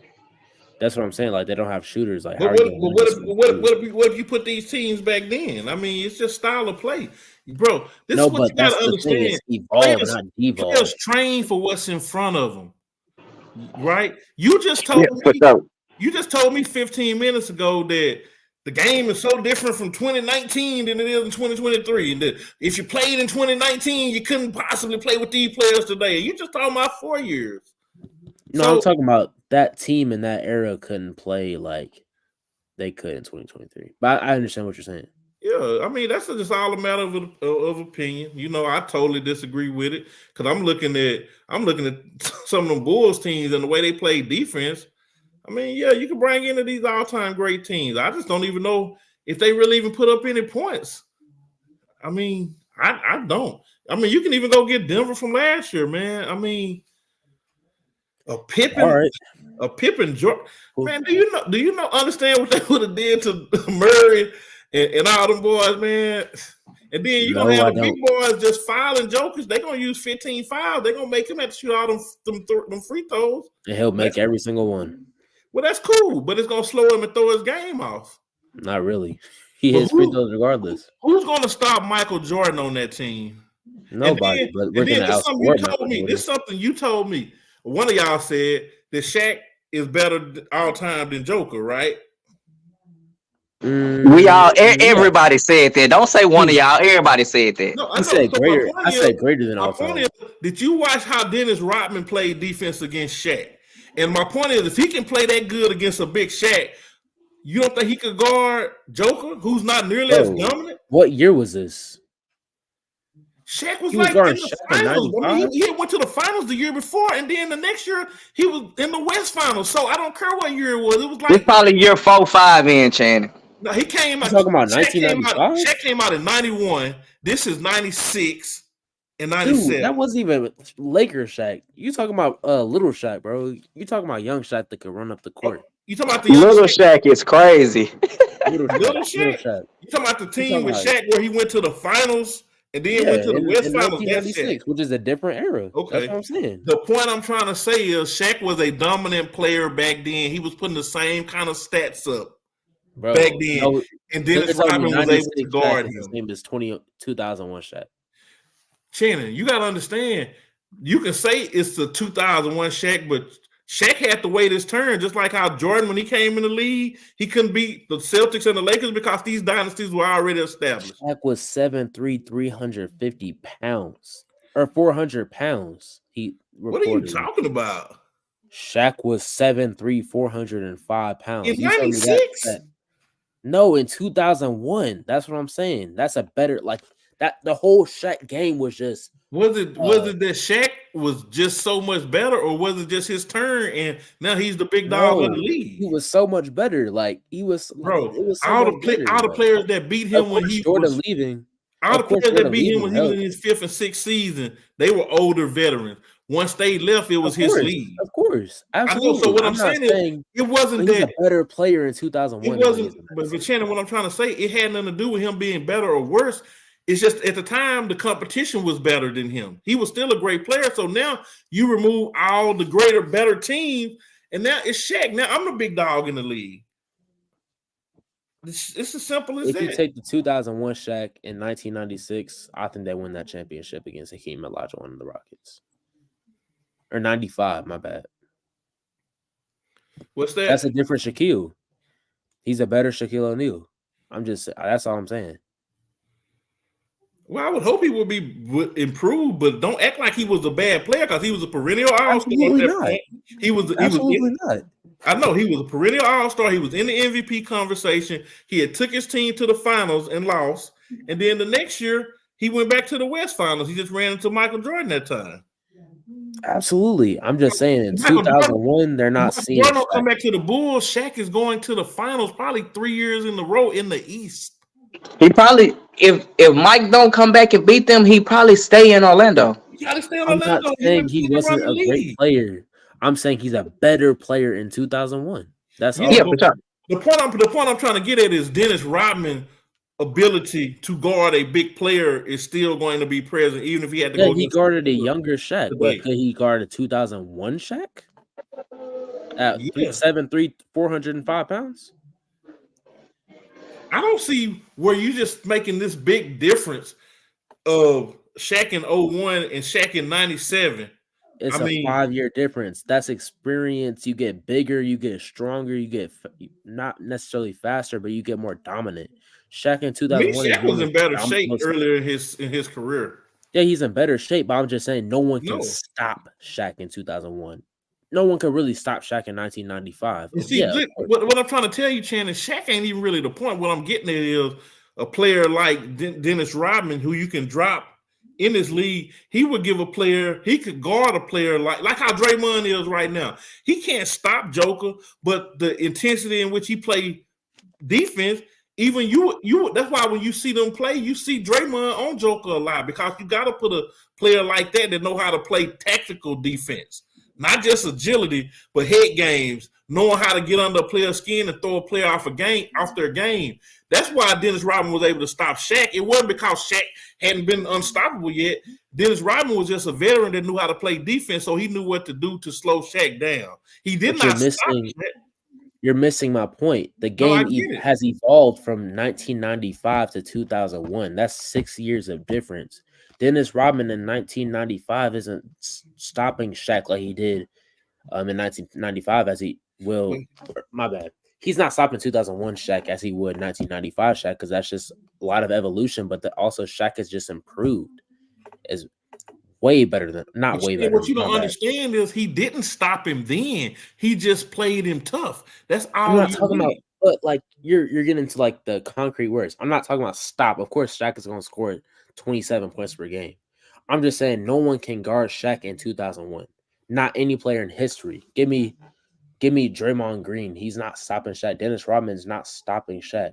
Draymond Green not stopping Shaq when Shaq was on the Celtics, bro. The fuck? That's crazy. That's a crazy statement. But anyway. Bro, he's 6'8", 200 and some pounds. He a child to Shaq. Well, he's 6'6". Hakeem Olajuwon is not stopping Shaq. Tim Duncan is not blocking Shaq. Who else is there? There's not really a defense. Shaq the most dominant force ever. Nobody stopping Shaq. That's what I'm saying. But 2001 was an even more dominant Shaq. That's the point I'm making. I'm just saying the game has evolved and Shaq is better. Well, either way, I'll put it. Rodman was guarding a young Shaq and less evolved players than compared to today. This is what I'm saying. You can get that. You can get that 96 through 98 Jordan Bulls team, and they will be the Lakers with Kobe and Shaq. They will be Kevin Durant in the Golden State, and they will beat Denver. Any one of them you want to pick, they would beat them. That's I disagree. Of course you do. That's the beauty of this show. We disagree every time we get on here. I'm just telling you, with me, you can go pick any of them. Like you said. I don't think Chicago got enough firepower for Golden State. Like you said, they can't shoot. They can't shoot. What's up, Keith? My bad. No, you cool. No, I'm just saying, like you said earlier, you talking about Jordan at his height. Now, at this, FJ, I know you just hating anyway, but like I said, Jordan at his height, bro. Like how you said, Shaq in 90. Shaq in 2001, Jordan in 97. When they came back and ran 72 games, that Jordan right there. Absolutely, he was a dominant. He was the best player in that era. He was the greatest player in the era. What I'm trying to say is nobody in any era can stop that. The same way you're talking about Shaq, these boys could not do nothing with Jordan. That would be easy. Yeah, but everybody else on that team is stoppable, though. Exactly. That's what I'm saying. And the team players Okay, nowadays, name like me I one said, are more teams that don't skilled. have unstoppable players because, and don't give me this Golden State because I've heard all y'all talk about Pippen. You can put Pippen on a KD. You can put Jordan on a Steph. You can put Ron Harper on a Clay. Them Come three. on, dude. Come on, man. Bro, I'm not hearing it. I'm under the impression that I don't care who you get. You can get Pip, you can get Moses, you can get Can't guard Guy, you KD. can get Goro. They not guarding You KD. can't guard So KD. why You would you can't think guard somebody KD. could guard Jordan then? Couldn't nobody No, guard Mike. I'm talking about everybody else. I'm just saying, yeah, exactly. Okay, so if you cancel Jordan and KD out, then what? We know Steph can be stopped. Not right? in 2016 or 2017. He Not clearly in got stopped 2017. in them series, bro. He clearly did. No, he didn't. He Bro, just took a he didn't backseat to even get KD. Finals MVP over Andre Iguodala. That's how much he was ineffective and did not affect winning. I said not in 2017. You said 16 first. In 2017, he lost. No, he didn't. Kyrie outplayed him. So 2016 was when they lost. 2017 They lost was for when 16, 17, 18. They won. 19, KD got hurt. they had KD in 2017. So That's whatever what the years is, what I'm saying is the first year when they won, he got lucky. And, Dude, my I don't point want is, to hear. Dude, injuries are a part of the game. They lost Draymond in 2016. It was a little luck on that first ring. I ain't lying. That's why they lost in 2016 because they lost Draymond. bro, Like, it's the okay, same I'm not thing. going to say You're that. right. It's in the game. That's the same reason Kawhi Leonard got another Exactly. title. That's what I'm saying. I'm not going to change history just to fit a I narrative. understand, but we're talking all speculation. Everything we're talking is speculation because none of this stuff we're talking about is actually history. It's stuff we just discussing what ifs, right? So let's not act like it's all not a what if game. And I'm just saying, what if they didn't get hurt? Because you can never take the titles away, Channing, and I would never even dream of that. But as some people discussing sports, I think I got it right to say, okay, if Golden State is playing a fully healthy Cleveland team led by LeBron with Kyrie Irving and Kevin Love, it's going to be a different series than without Kyrie and Kevin Love. Yeah, he was already up 2-1, and Kyrie got hurt game 1. So I'm just saying that's not no out of the box orthodox way of thinking. That's like, okay, Kyrie Irving, who came, that's pretty viable. Yeah, and then they proved it the next year. In 2016, the Warriors were up 3-1, and lost. And then Draymond goes out game. Okay, so you see, well, technicals and people get thrown out of the game. That's part of basketball too, right? It is a part of basketball. Don't bring that up. Then don't bring that up when Kyrie and you. Kevin Love get out. That's what I'm trying to say. That's what I'm arguing. I've been how many games did Draymond miss? Okay, how many games did Draymond miss? Because Kyrie, he missed like 3 games. No, he missed 1 game. Draymond missed 1 game. He missed 2 games. No, he missed game 5. That's it. If you miss 1 game, that's just the momentum like crazy. It ain't no if. He missed game 5. That's it. 1 game. Okay, he missed game 5. And then they couldn't recover. That's just the momentum. Yeah, and on top of that, did you not watch Kyrie in that series? He outplayed Steph. I know he outplayed Steph in the series. So my point is about the Warriors with Kevin Durant. We're talking about how do we shift to 2015 and 2016? No, we were talking about the years where they didn't have it, and the year when they lost. We were talking about how they only won based off people being hurt, and the next year they lost. No, we were talking about MJ playing that KD Warriors team, that Steph and KD Warriors team. And you said take out KD and take out Jordan. Okay, we already know Ron Harper can lock up Steph, and we already know Scottie can lock up Klay Thompson. And I said, no, that's not true. Okay, then, and I'm going to say this is where we got into the conversation. You said we already saw Steph got locked up. Yeah, he did get locked up. But with KD, he's not getting locked up. That's the thing. He performed in that 2017. Do you understand? Do you understand the different type of defense? Think about you can't to stop Steph. You got to focus on him. You can't focus on him when you got that monster over there. But this is the thing though, Dre. When you got elite defenders like the Bulls have, even though you can't stop KD fully, Scottie Pippen is going to play him as hard as anybody in history is going to play him. I agree with that. So all I'm gonna he gonna play hard. So all I'm gonna do is Scottie, you go battle one-on-one with KD. If he gets you some, that's cool. We're gonna let you and him have that one-on-one. But we're gonna lock Steph and Clay up. That three, all that stuff. Also, that Bulls team isn't used to the offenses they run today. Like in that, not today, but and Steph ain't used to getting knocked on his ass every time he come off a screen. Okay. Right. But that's just a foul, though. That's just a foul. Like he'll make the free throws. No, it's not just a foul. It depends on when you playing. You're telling me if you knock a player straight on their butt, they're not calling a foul. You know if you set a good enough screen, you gotta know how to. Now, if you just throw your arm out there and knock them over, then that's a foul. But if you set a tough screen, you can knock somebody down. That's how they would. You got to make it look good, bro. They gonna set that screen a hard screen. And Shannon, what I'm describing, coming off the screen. Shannon, what I'm describing is exactly what Cleveland did to Golden State. That's a fact. That's how they beat him, by being physical with Steph and Clay. Yeah, 2016, that 1 year out of like what? 8? You clearly saw the strategy work. Like you clearly saw the strategy work. That was 1 year out of 4 years where they just didn't win. I'm saying with Steph didn't have a good finals, really. Steph didn't have a good finals until that last one with KD. Yeah, that's a fact. That's the first real finals. Before that, he was down in every metric. You are an analytics guy. He was down in every metric compared to the regular season. Once he got to the finals, his play decreased. Facts. He averaged 30 in the regular season. He averaged 26 in the finals. 26 is cute, but not when you give me 30 in the regular season. And look at the percentages. That's the thing. How efficient was that 26 compared to the 30? I'm looking at that. Tough defense can affect all that, bro. I'm just saying.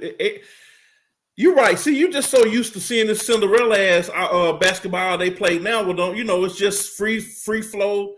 Nobody can touch nobody. Nobody can hand check. Nobody can do. So you used to that. So you don't really have a real recollection on how tough it was in the other era.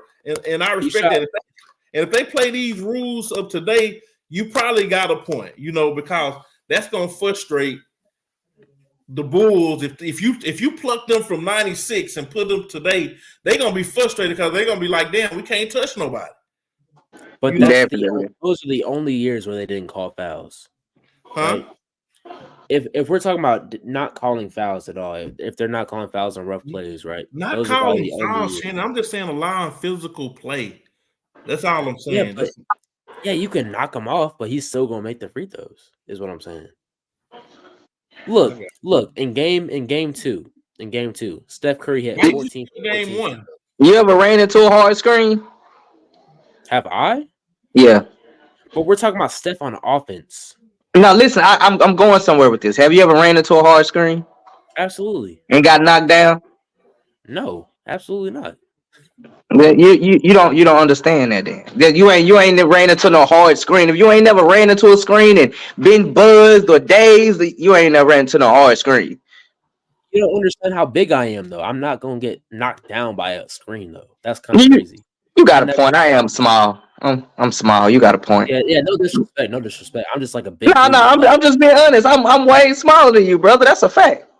Yeah, that's what I'm saying. I've never got knocked down. Like, yeah, screens have been hard. Maybe when I was like playing in high school, yeah, absolutely. I got knocked. Man, I hurt my nose on one. I hit my nose on one. I've never fallen down or got knocked back. That's weak. Like, that's crazy to me. How you could ever get knocked down on the screen? Hey, man, some people be brick walls when you run into them. That's a fact. And absolutely, and I believe that. I'm just saying you're underestimating FJ. I'm 6'1". And when I was playing basketball, I was probably like 215. And then, but anyway, when you're, I forgot my point, dude. I forgot my point when I was on that. Hey. But anyway, if you think about my mentality, you don't think that will carry on into the NBA? When they're still playing physical, it just doesn't look like it because you can't really. Look. This what I'm trying to say. Every era, like you said, is different, and you just gonna have to respect that scale goes both ways. If I bring a team from the 80s and 90s and put them in 2023, 2024, it's going to be a culture shock. The game is gonna move more fluently. They're not gonna see big men, so they're gonna be like, "Hell, we got a team full of big men. We don't need them.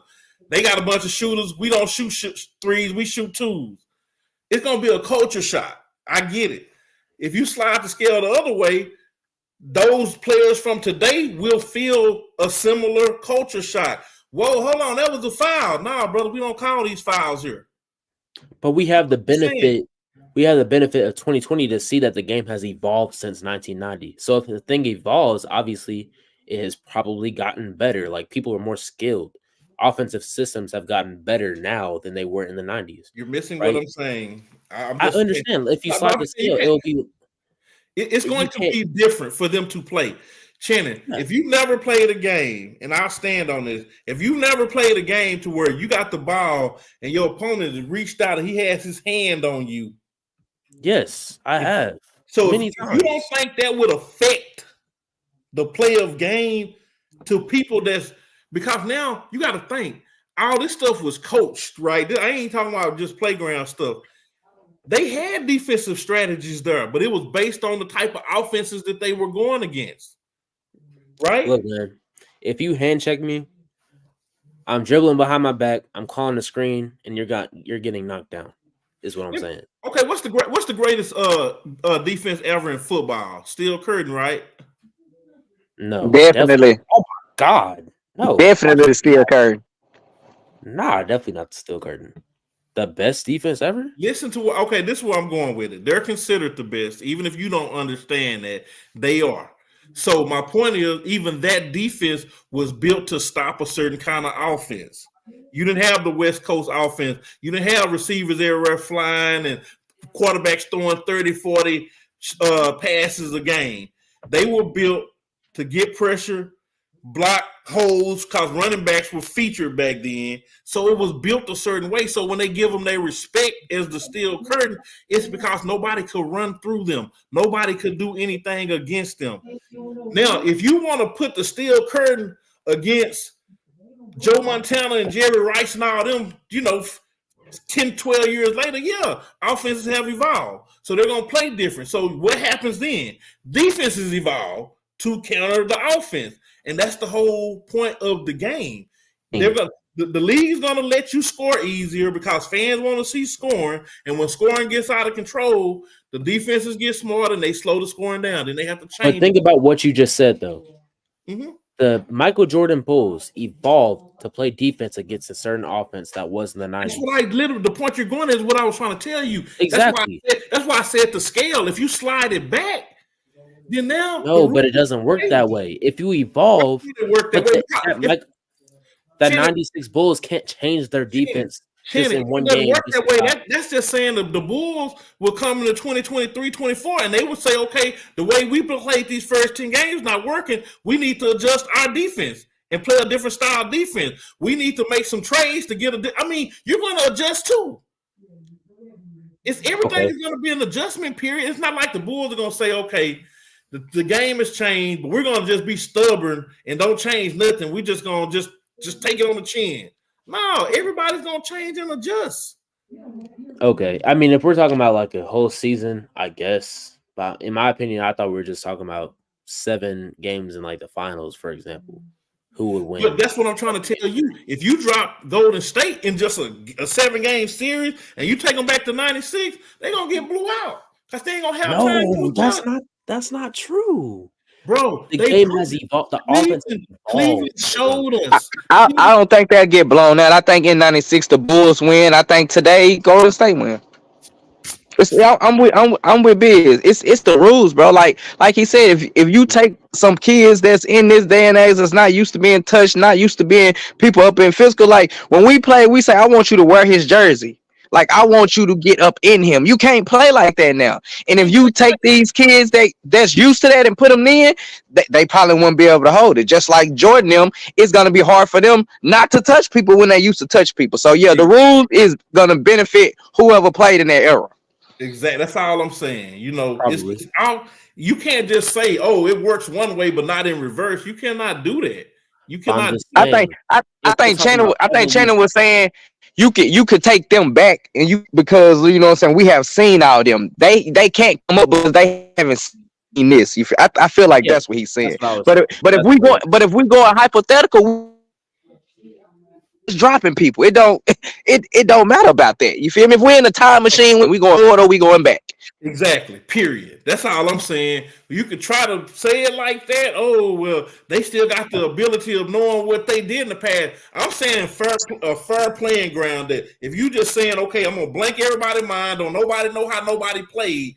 I'm just gonna put y'all here and y'all here. See, you want to use the advantage of, well, they watched y'all play, so they can figure that out.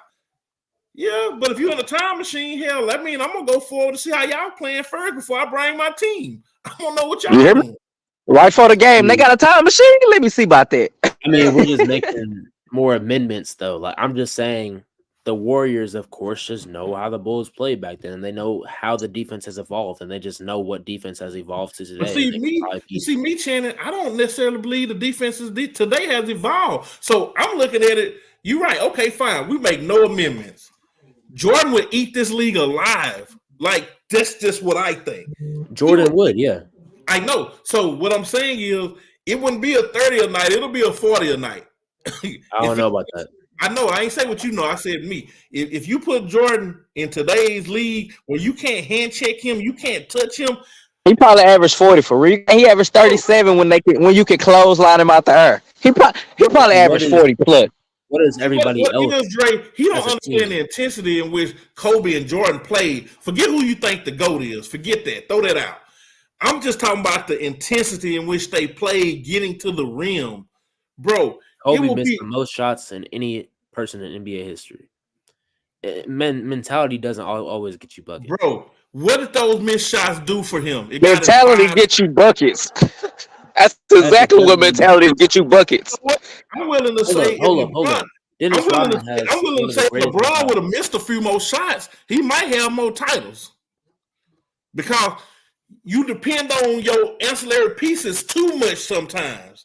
Sometimes, right now, even when I watch KD, it's like, KD, y'all could probably be number 1 or 2 in the West if you just took more shots and quit trying to find everybody that's open.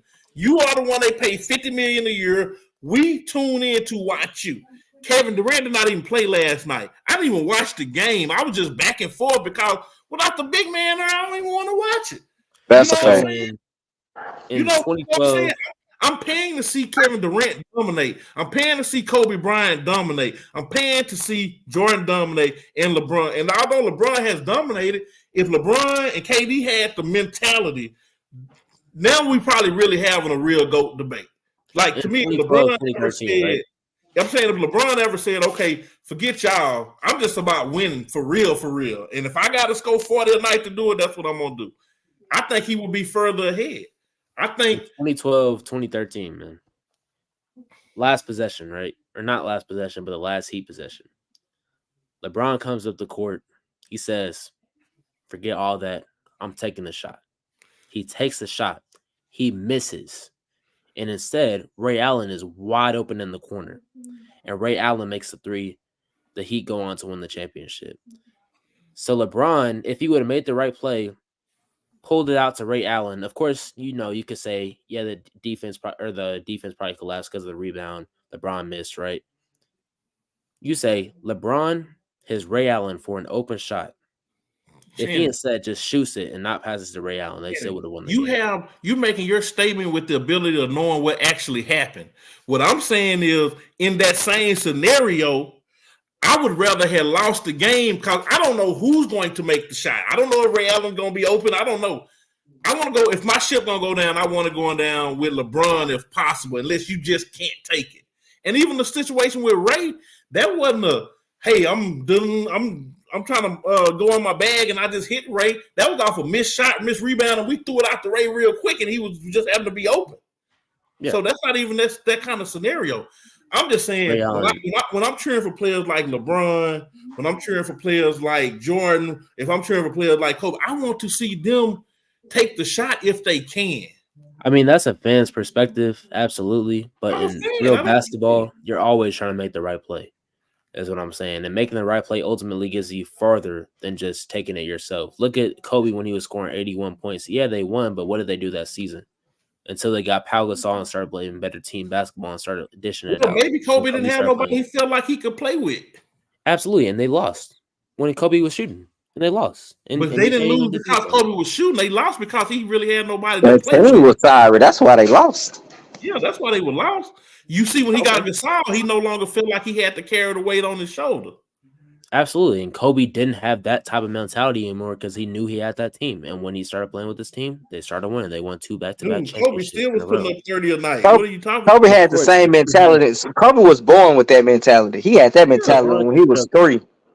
LeBron puts up 30 points a night. Absolutely, great players are going to put up 30 points a night. But it's if you make the right basketball plays and play within the flow of the game. And that's more important than just chucking up shots because you have the mentality. Yeah, the mentality's there, but are you making the right plays to get yourself in that right position? And if you don't make the right plays to get yourself in that right position, if you play basketball, look, in basketball, some players are just volume shooters, bro. It's what it is. We've all played with them.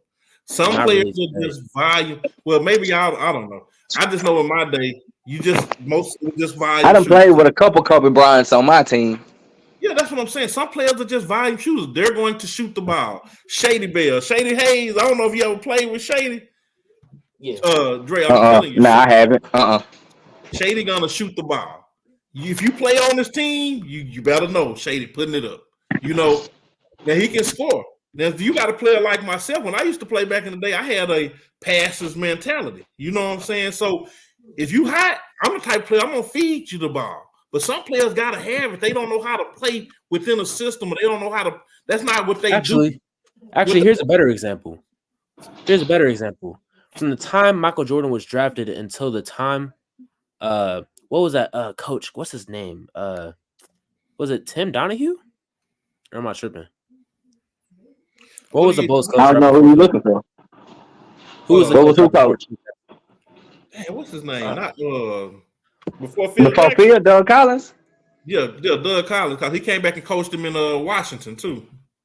I remember there was a documentary saying that Doug Collins. You said?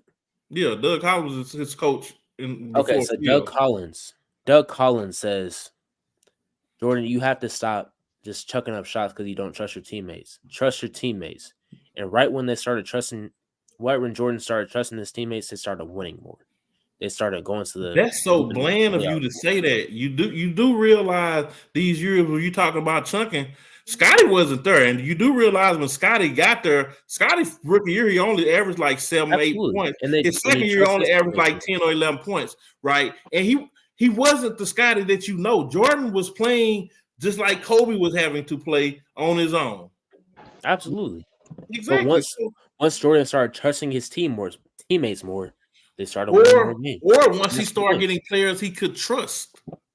And he started trusting his teammates more. Absolutely. Because he had players he could trust. Maybe it's not that, okay, I'll never trust the teammates. Maybe I'm just looking around and y'all got terrible work ethic. Y'all ain't dogs. Yeah, that was Kobe thing. If you weren't working as hard as Kobe, he wasn't passing you the ball. And I kind of understand that, bro, because like you see what I am, bro. Like y'all trying to go out and club, I'm trying to win championships, bro. Exactly. So Kobe may have felt absolutely. I'm not saying that's not the case. Yeah, of course. Once you get players you have to trust, of course you're probably gonna, trust them to make more plays, right? Shannon, you're right. Jordan probably did pass more when he got better players, but he started making the right plays. But what I'm trying to say is his production didn't go down. He still averaged the same amount of points, still shot 50% clip, still shot 20 plus games a year. So he didn't, because you benefit more from working with your teammates. Because you benefit more than working with your teammates. That's the same thing we saw with Steph Curry and KD. With Steph Curry and KD together, they started benefiting from each other. And Shannon, what I'm trying to say is that's a coaching and a team thing, bro. You're gonna do that based on the players that you're playing with. Okay, like that. Okay. That's not necessarily besides my point. I'm just saying that mentality doesn't get you wins necessarily. Yeah, that mentality will get you. But you know what doesn't also get you wins? Trying to make the right play all the time. That don't always get you win. Yes, no, it don't. Not all the time, it don't. Not all the time, bro.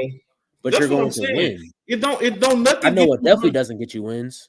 This, I know this it is what I definitely know. doesn't get you wins. If Just I'm the chucking on top owner, and if having I'm that the mentality. owner, I'm Nah, that gonna mentality get you championships. the That's not mentality will true. The win. mentality, No, while listen, making the right plays, get you listen. championships. Listen, you have to be the player too. You can't have that mentality and be trash. You gotta also have the other shit too. Yeah, you gotta Like, have it. Absolutely. but that mentality wins championships. Like Well, we seen Mike win 6 with it. We seen Cole win 5 with it. Make the right plays. You have to first bro, making the the right plays. people that You when you got the ball, you are the play. exactly, bro. Have you ever heard the term "good guys finish last"? That's a fact.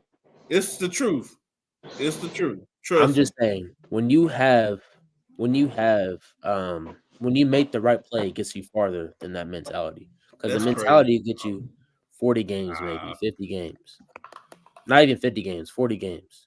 Okay, well, if that's the case, why don't LeBron have more since he played the right so good? Why do we only have 4 out of 10? 4 out of 10? Yeah, because all the losses went to Golden State with Kevin Durant. He lost to them twice with Kevin Durant. What about the other 4 losses? I'm just saying, just because and LeBron make the right play every time.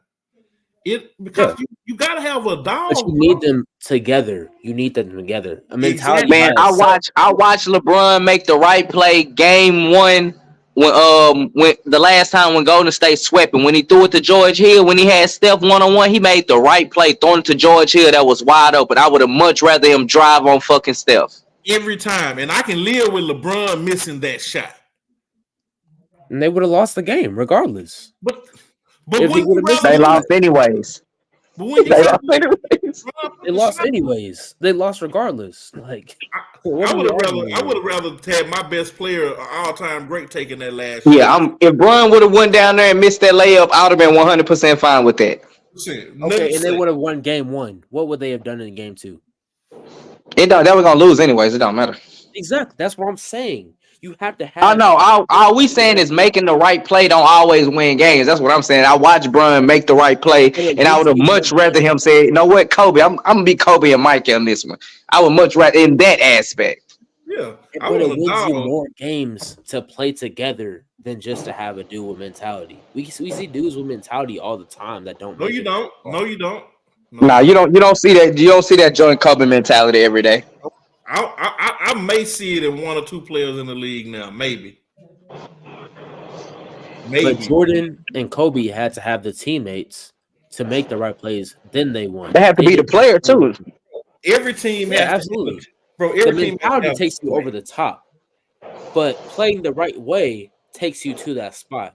But the mentality takes you over the top. I'm not denying that. You have to have, if you have mentality and making the right player at the same time. No, look, I got a good aspect right here for you. What is the difference between a player like Magic and a player like Jason Kidd? Magic had that mentality. Magic will say, "Give me the ball and get the fuck out the way." Jason Kidd gonna make the right play every single time. And Magic made the right play. Magic wasn't taking the final shot. But look, sometimes Magic knew he was the play. That's what we saying. Magic didn't. Jason Kidd gonna make the right play for his teammates. Sometimes Magic call Magic number. Magic is known for passing the ball. I agree. So is Jason Kidd. Both of them are all-time great passers. I said, what's the difference between them? Magic had a better team, so he made the right play way more because he had better players to score the ball.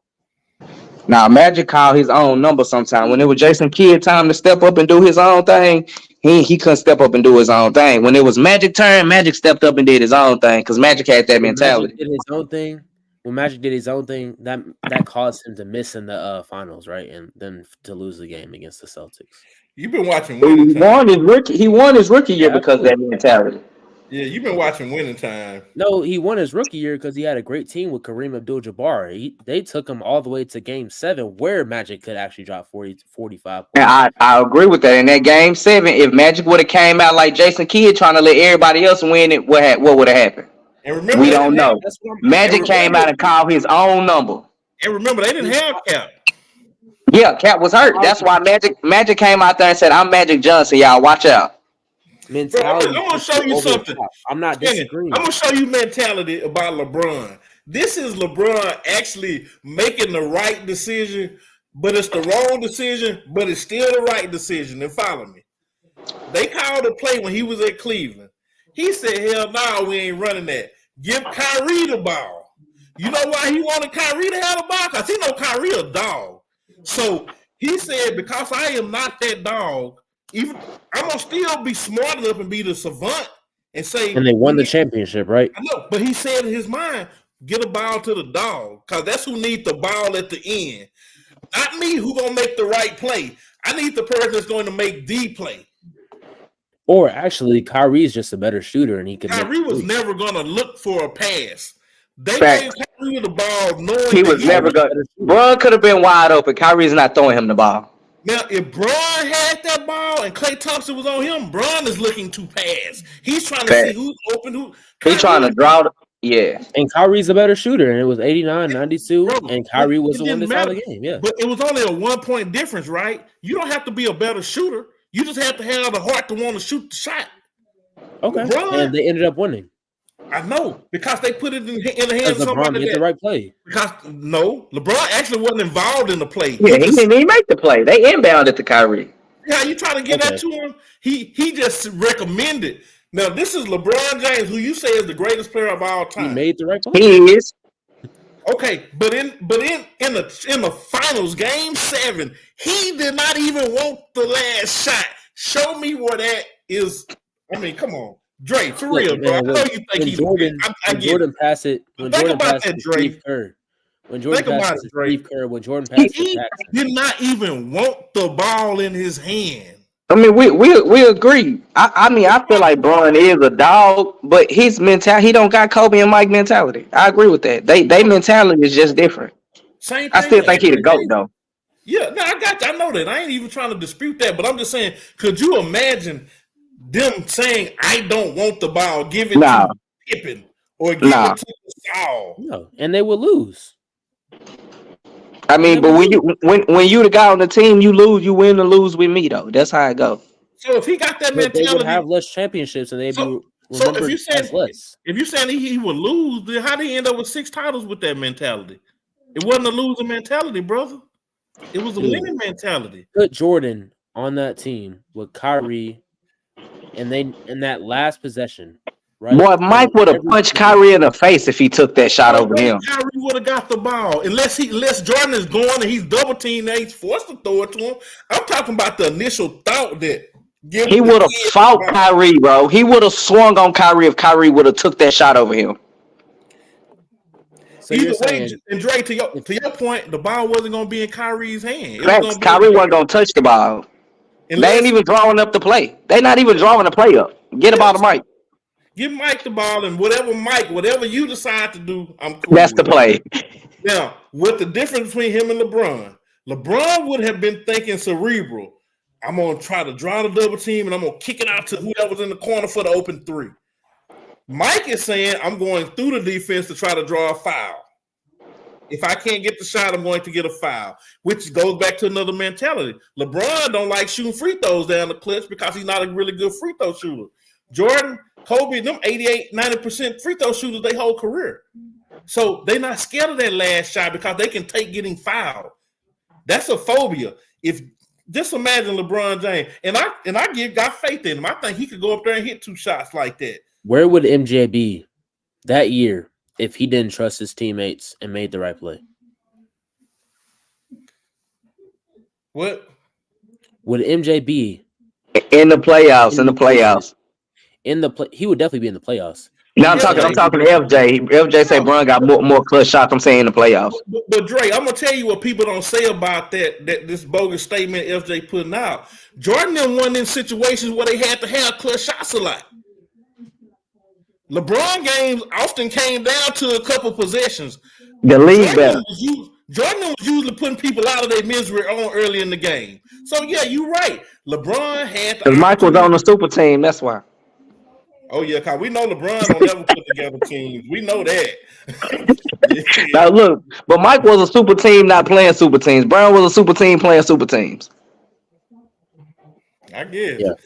Yeah, that's true. I would agree with that. I guess if you call Clay and Steph and Draymond on a super team, Yeah, they are a super team.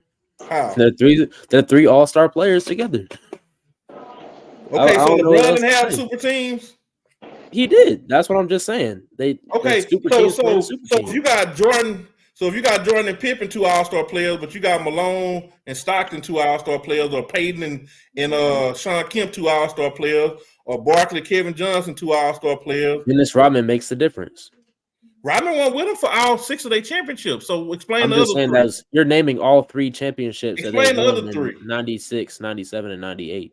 What do you They mean? weren't playing 3 Clyde all-star Drexler teams. was in Clyde Drexler them wasn't, and Barkley them wasn't. Barkley and Kevin Johnson was 93. Matty Johnson them was in 91. So I don't see your point. Wait, you just said Kevin Johnson? Kevin guess. Johnson was an all-star player. You he was literally an said all-star all-star. One of y'all said all-stars. Kevin Johnson was an all-star. It's different levels. I know because we got to move the goalpost because now that was said it don't really fit. So let me change it. I got you. I'm glad you agree with me. Appreciate it. Yeah, I got you. Y'all definitely fucking family members. We know Phoenix didn't have the best record in the league that year. We know that. We know Barkley didn't win MVP that year. We know that. I'm just saying. Okay. Yeah, Scotty and MJ. MJ is a superstar player. I'm going to go beyond superstar. Whatever is above superstar, that's what MJ is. Scotty Pippen is. No. I don't know what to even. He's slightly under the GOAT. He GOAT-ish. He just ain't the GOAT. No, at that time, he was the GOAT. Absolutely. And then Scottie Pippen was. You know, when Mike was trying to be the GOAT, all you needed was 3 rings. You ain't even need 6 or nothing like that. Exactly. Well, but you know what, though, Dre? Even with that point, right? Fans of Michael Jordan probably thought he was the GOAT after 3, but the NBA world unanimously put him there after 6. So what I said back then, arguing with Magic Johnson, that man was the GOAT after 3.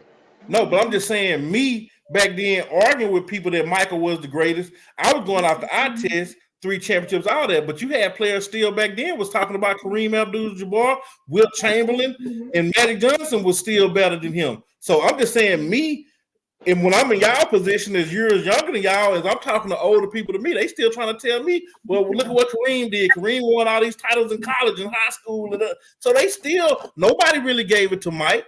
It wasn't unanimous until he came back and got that second 3-peat.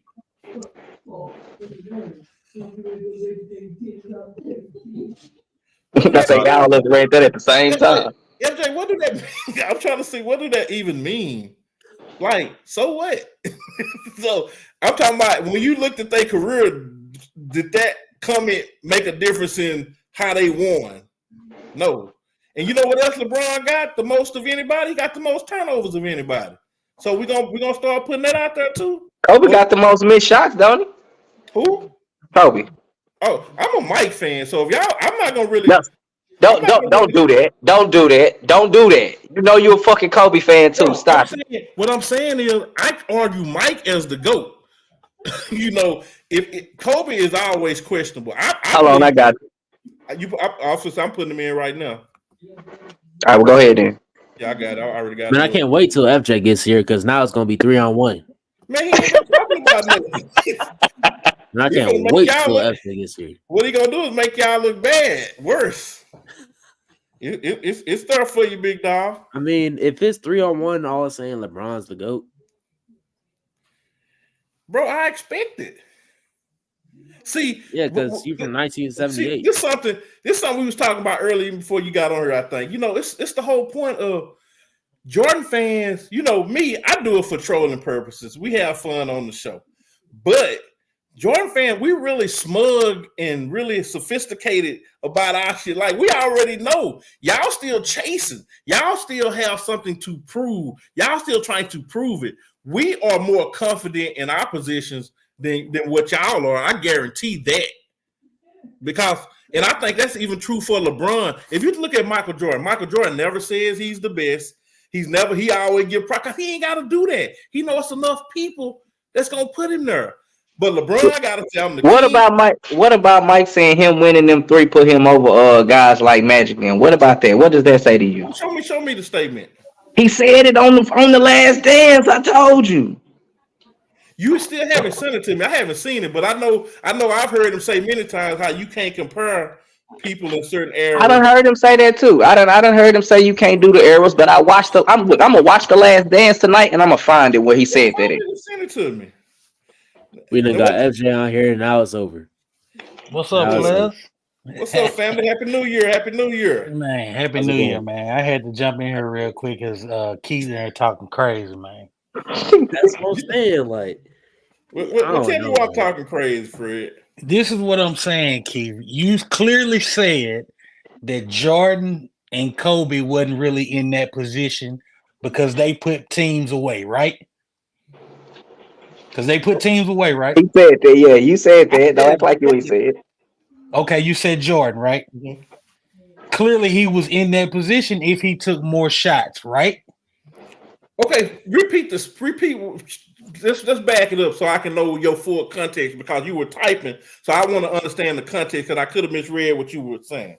You always want to understand the context when you get backed in the corner, ain't you? I mean, all you saying is you just said Bron has more clutch game winners than Jordan and Kobe on less shot attempts. Yes. So what I'm saying is he probably does have more clutch game winners because Kobe and forget Kobe, Mike. Man, he don't want to be a Kobe fan. No, I don't follow Kobe as closely as Mike as far as these kind of situations. I feel you.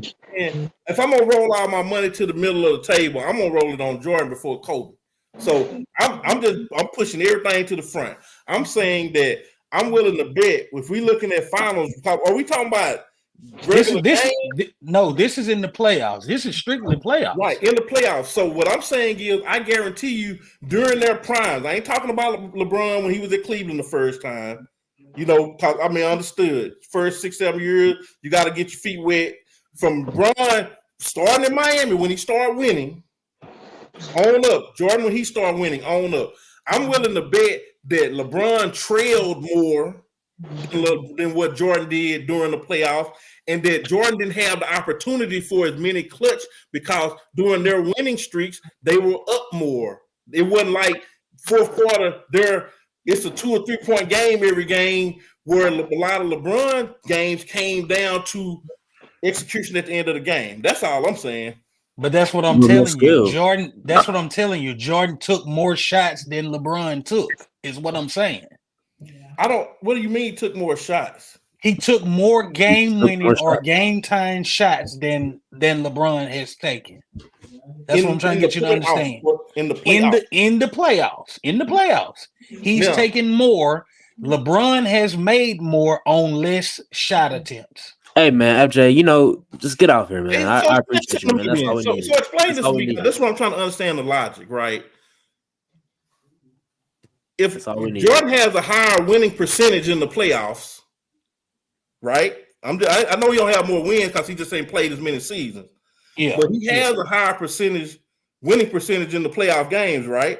Of course. Okay, so we know he won at a higher rate per game. Of course. So what I'm saying is most games Jordan them won, most games in the playoffs, unless you can show me, I'm just trying to recall. I don't recall Jordan being in a position a lot of times where he had to hit a last second shot. You're saying that I haven't seen those stats. So give me the stats to back up what you're talking about in playoffs. I'll find it, and for the next call, I'm gonna have it for you. Yeah, that's all I ask because I haven't seen that. That's why I can't co-sign it. If you show I know you wouldn't co-sign it if I had it right here in my face. You can't. Hey man, numbers don't lie. But you just can't come over here and just saying something free. You gotta come with some. No, it's all facts. It's facts. Let me see. It's facts. So you finna pull up some of that lame stuff you've been sharing lately. You know how you've been sharing that lame stuff lately? Pull up what you said. Okay. Well, I tell you what. Get the youngin. He about to Google it on Jordan internet. Look, tell the youngin. Look, hands free. Youngin, pull up game winners, playoff game winners between Jordan. I'll tell you, and it may even be. Well, I don't know how many clutch shots that he was in last year. I'm just thinking about last year. So he maybe done took more than Jordan now. But I know as of two years ago, he had done took less than Jordan. You saying So he maybe done took more than Jordan now when you add in the playoffs last season. just cut off these last couple years. No. We ain't gonna cut off nothing. See, I don't cut nothing off. I don't take nothing away. No, I want to compare apples to apples because it ain't, hey, if you look, common sense will tell you that he will eventually have more if he continue to keep playing more. I mean, so I'm trying to make it more apples to apples, but that's why I like percentages because then we don't have to it's not really a counting game. Now, it's okay. They both got a long enough. I mean, if one player played 20 years, one player played 15, that's a big enough sample size to kind of get a good idea of what a player going to do. I mean, if the percentages ain't on your side, you're gonna say something else. Like, well, how many shots did they take? I'm just asking for the percentages. It sounds like you're trying to go ahead and get ahead of the game and try to tell me what I'm gonna say. And that's kind of what I was saying earlier. Us Jordan fans, we be chilling. Show me the numbers. But you gotta, but if you say this, it's gonna be No. Jordan fans don't be chilling. Jordan fans be reposting stuff every day. That's what they be doing. Man, yes, fans like me that gotta keep this channel jumping. That's what I'm trying to do. Look, I'm the villain. I'm the Black Skip Bayless now, baby. That's what they call me, man. I love it. So I gotta give the people what they want, man. I feel you, man. Hey, nobody want all that blood slander. Man, that's exactly what he slander, man. Y'all, like I said, I'm trying to find it. Bron got the most protected fans in the world. Him and Dion. And Kobe. Bron and Kobe. Him and Dion. You can't say nothing. I mean, the NBA came out yesterday and said that was a correct call. LeBron's foot was on the line. But because I say, dang, LeBron, stop crying. Your foot was on the line. Everybody, you hating. Why I'm hating? Because I said the obvious. Well, I will say this. It's not the obvious. I will say this. I think his foot was. I don't know, man. That play really kind of blew my mind, man. Because for a minute it looked like his foot was on the line, then it looked like it was not on the line. So I really don't know, to be honest. Yeah, his pinky toe was on the line. I'm sorry. What the NBA did, after the game, a whole bunch of unbiased people said, further concluded that his foot was on the line. That's all I was saying. Well, I think the NBA just stuck with the call pretty much. I think that's what they did. It wasn't enough. I think it was the right call. One of them type of. How are you going to? So if they would have said, "Oh, actually," no, they wasn't gonna give them the game. They still would have lost. No, I'm just saying if it wasn't the right call, would you still say, "Man, LeBron, stop crying. You already lost the game and your foot." Yeah, like y'all shot a 3-pointer but didn't count it. Me telling LeBron to stop crying is for y'all. Me saying that it was the right play is for real. So it's two different things going on at the same time. Would you have still said that? If the NBA, I would. If you would, he I would. Look, last year when Bron drove in, he clearly got fouled by Jason Tatum, and they didn't call it. And he did all that flopping on the floor. I was mad, bro. Yeah, you got fouled, but bro, come on now. Like, I try to teach my son no crying, bro. And he just watched his favorite player cry all over TV. He think crying okay now. But Dre, they're not challenging your integrity. They try to challenge my integrity. So you good. They want to know if I would have said it. I just put my input in because I'm unbiased. Like, I don't be liking it. Even though he had a good reason, you did too much. Like, get up off the floor, bro. Well, that's my whole point. It's like, man, what you hitting jumping around for? It's like, man, you're a grown man. Quit acting like that. That's what Draymond do. And I criticize Draymond for it. I just don't like all that crying to the ref stuff. Luka, I hate when Luka do it. And I cheer for Luka. I hate when Luka cry off every play. Like Michael Jordan cried to the refs. Hey, but I'm gonna tell you, man, you it's one of them situations, man, where you really can't blame the players, man, to be honest with you. You got to think, man, everything been given to LeBron. Everything is given to Luka. I mean, when it's handed to you on a silver platter, that's how they gonna act. They gonna act every best player in the NBA has always cried about calls. You make a great point. But as a fan watching it, I don't have to like it, right? But it can be. See, that's what I'm saying. It don't bother me. I don't even care because I know how sports work. I know how it operates. I do too. So I mean, to an extent, I really don't even care. Like, it is what it is. Well, see, like I guess with me, me having coached the last 2-3 years, man, just just seeing how kids play basketball. Nobody wants to get touched. Everybody think everything called against them is false. I just don't like it. To me, it hurts the game. The game. Dude, they were complaining about calls in the 90s. Man, hey, you know what? It's really all across the board now. It's like that with football. It's like that with baseball now. I mean, baseball done got so ridiculous now, man. They talking about bringing in robots. See, I didn't even know that because I don't even really watch baseball. I didn't know, but I'm just, like I said, Fred. I'm the dinosaur, so I accept that. But I'm just from that school. I just don't like a lot of crying in sports. Like, oh no, I feel you. Well, I'm not saying do a bunch of whining, but I'm just saying like this is what we get when you cater to players. Like, I agree. Yeah, this is the results we gonna get. Bro, I don't disagree with nothing you saying. I'm just saying as a fan, I don't like it. I mean, I cannot tell y'all I don't like it. I keep that to myself, but that's all I'm gonna be doing. I'm still watching the game and I don't like it. Yeah, I feel you. Draymond Green. I wish I could just be a ref for one game in the NBA and call a game on him because I would throw him out in the first quarter. All that running in my face. I just want to be able to take him, send him out, and then I will never ask the ref again. Man, that's soft, man. Well, see, here's the thing. See, Draymond he's a different example though. Like Draymond got issues though. Like I know. I ain't saying that. I'm just saying he needs to see somebody like bad. Now I don't think whatever this little 6 games they saying he gonna be out for the next 6. I don't think that's enough. Yeah. But any of them, Luka, and I'm gonna tell you, I think LeBron cry a lot, but he don't cry nearly as much as Luka. Luka, to me, the biggest crybaby in basketball. Yeah, Luka cry every play. He'll make a shot and cry. Yeah, he cried every play. Luka pretty bad, man. I done seen Luka dribble the ball all the way down court, talking to the referee. Like the whole entire time. Like he play like KD though. I give KD utmost credit. He ain't critical. He don't really. I'm talking about like after the game, he ain't gonna do none of that stuff. He cool, but he lose his cool sometimes. Like as cool as KD is, like bro, just play ball. Like the call is the call. You gonna hurt your team by focusing on a bad call that's already in the past.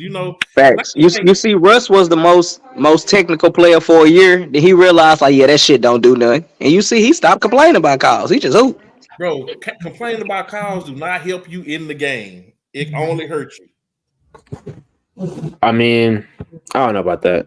Yeah, definitely if you're like yelling at the ref, of course. But I'm just saying like when you're talking about like no, I'm just saying like if you're like telling the ref like, yo, like watch this player's doing this, just please call it. Obviously, Shannon, we ain't talking about hey ref, come here, let me talk to you for a second, man. But that's the majority of that's the majority of player interactions. But that's not what I'm talking about. I'm talking about the one only see the highlights. Y'all only see the highlights and just the big moments of the game where they're just yelling at the refs.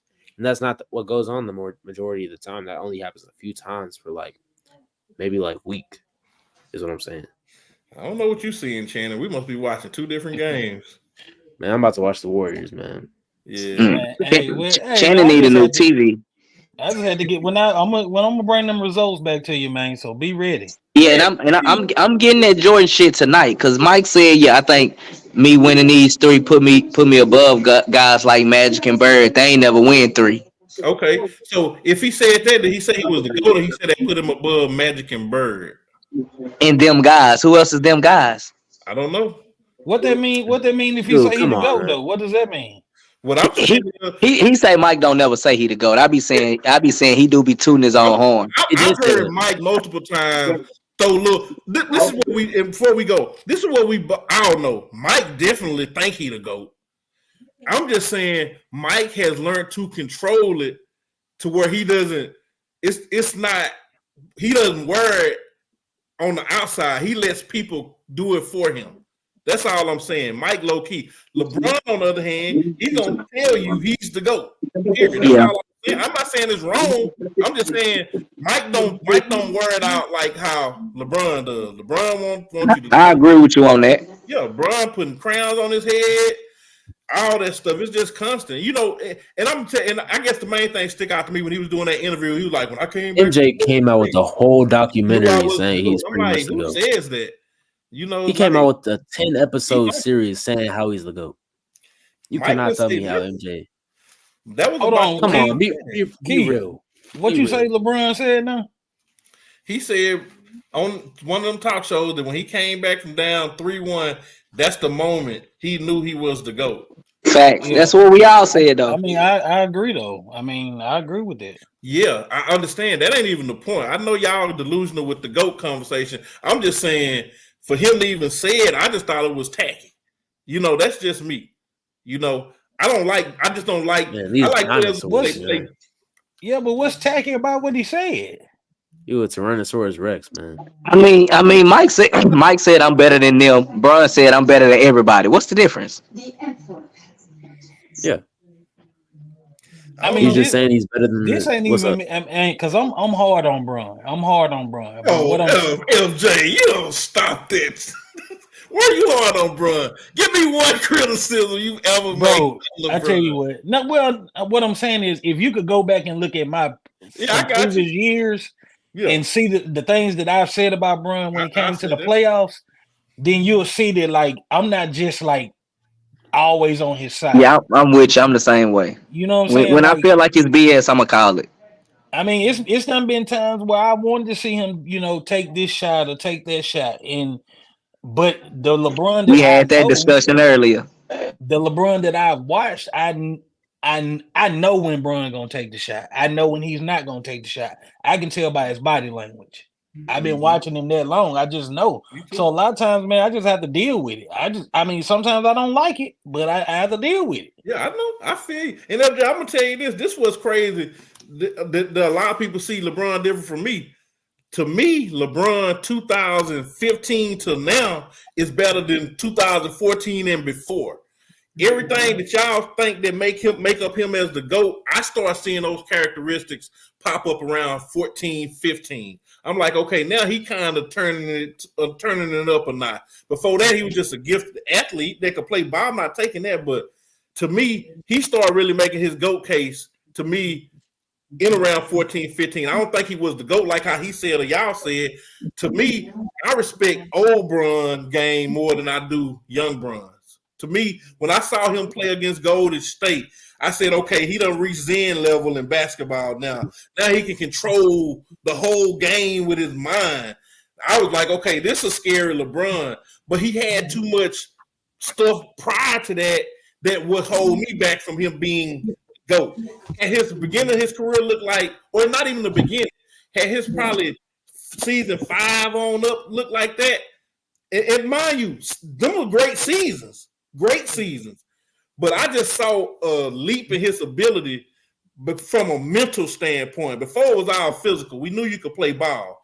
But when I started seeing him get better as a passer, the assist, the way he finds, them bullet passes from one end, I was like, okay, now he's playing on a whole different kind of level. Now he in that room I was keeping him out of.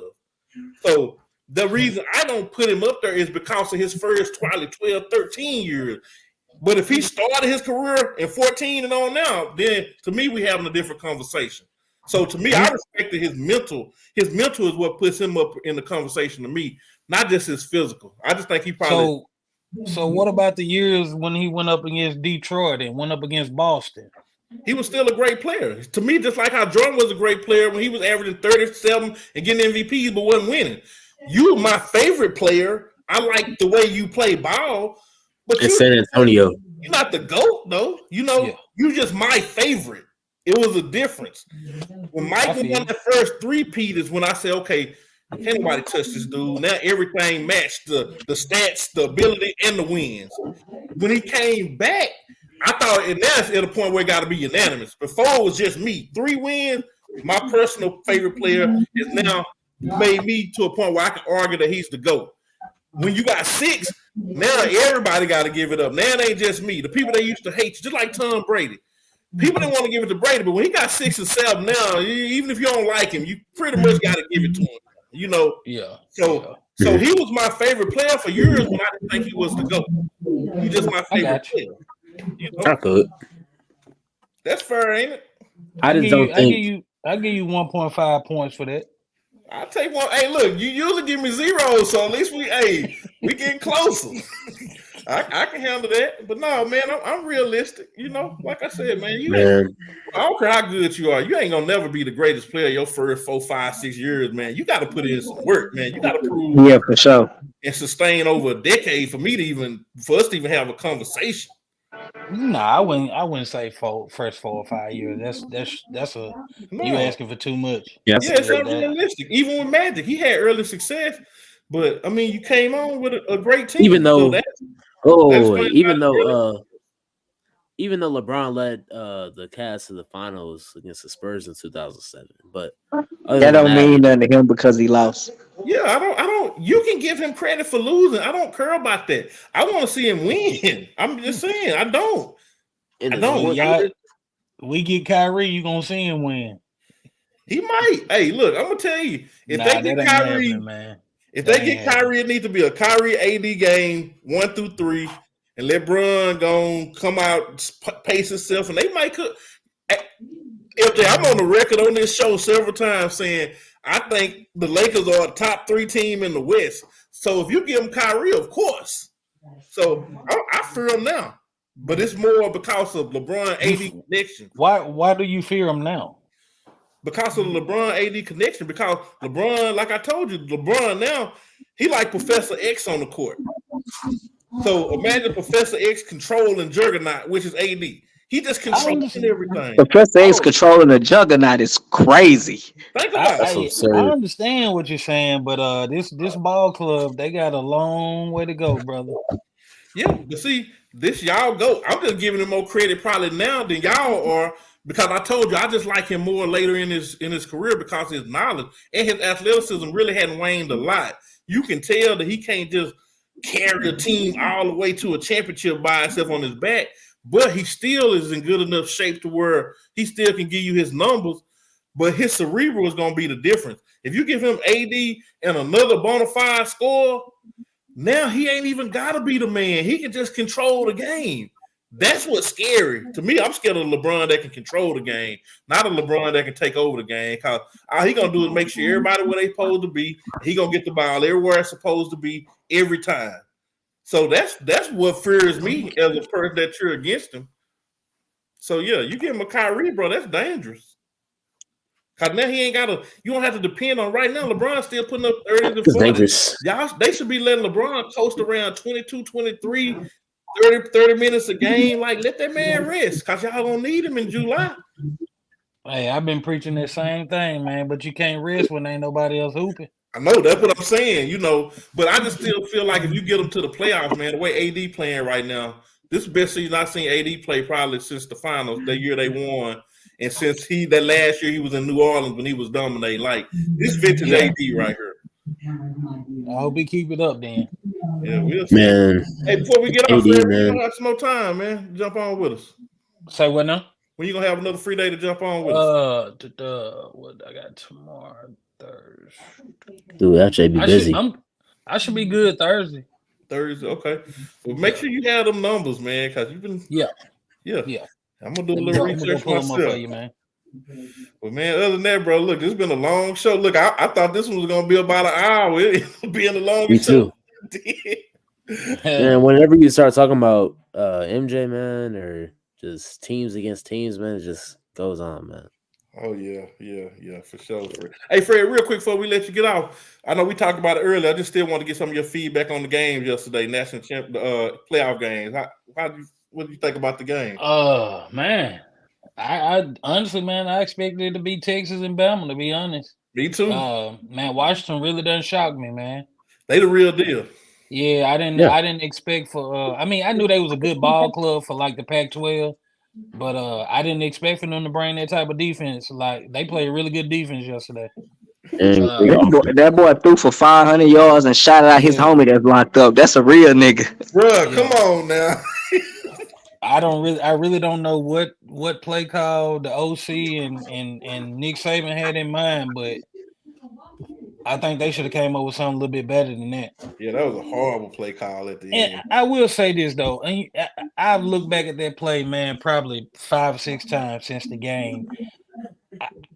At first, I was sold that it was just a flat-out horrible play call. Yeah, he missed the hole. Follow your guard. Now, after Yeah. looking at it, I don't Yeah, think it was bounce a it out. horrible play call. I think It's still a bad play call though. I think Milroy didn't know what to do. Honestly, he had the left side wide open, and he didn't even take it. I just would have went with the pass, man. I mean, yeah, I would. You got to give him a pass and let him sneak that thing. Yeah. I felt like what they should have did, they should have went to the option and let him make the decision. Yeah. Whether to pass or keep it. I totally agree. But you know, Alabama I feel isn't like like that. I feel like Milroy panicked. I feel like he panicked because it was kind of a low snap. So he kind of panicked when he could have hit that left side and probably got in easy, and he ran straight up the gut. Yeah, the left side was wide. He could have walked in. He could have made a He play. could have walked in. Yep. Yeah, he could have made a play in it, man. But hey, it's gonna be He's good. only a sophomore. It's gonna be good to see them two teams in. You know, just for refreshing. Yeah. You ain't got Bama or Georgia in. You ain't got a Clemson from back in the day. It's okay. We get to see some new talent, and that's right on time, leading into the new playoff structure, man. So it's gonna be. And I gotta give Michigan some love too, man. Out of all the everything they done been through this season, man. Them boys really just kept playing. Yeah, and I definitely didn't believe in them. Me either, man. I was the only one, man. We'll give you that one. Hey, Channing, and I'm always right. Hey, Channing, you always the only one, bro.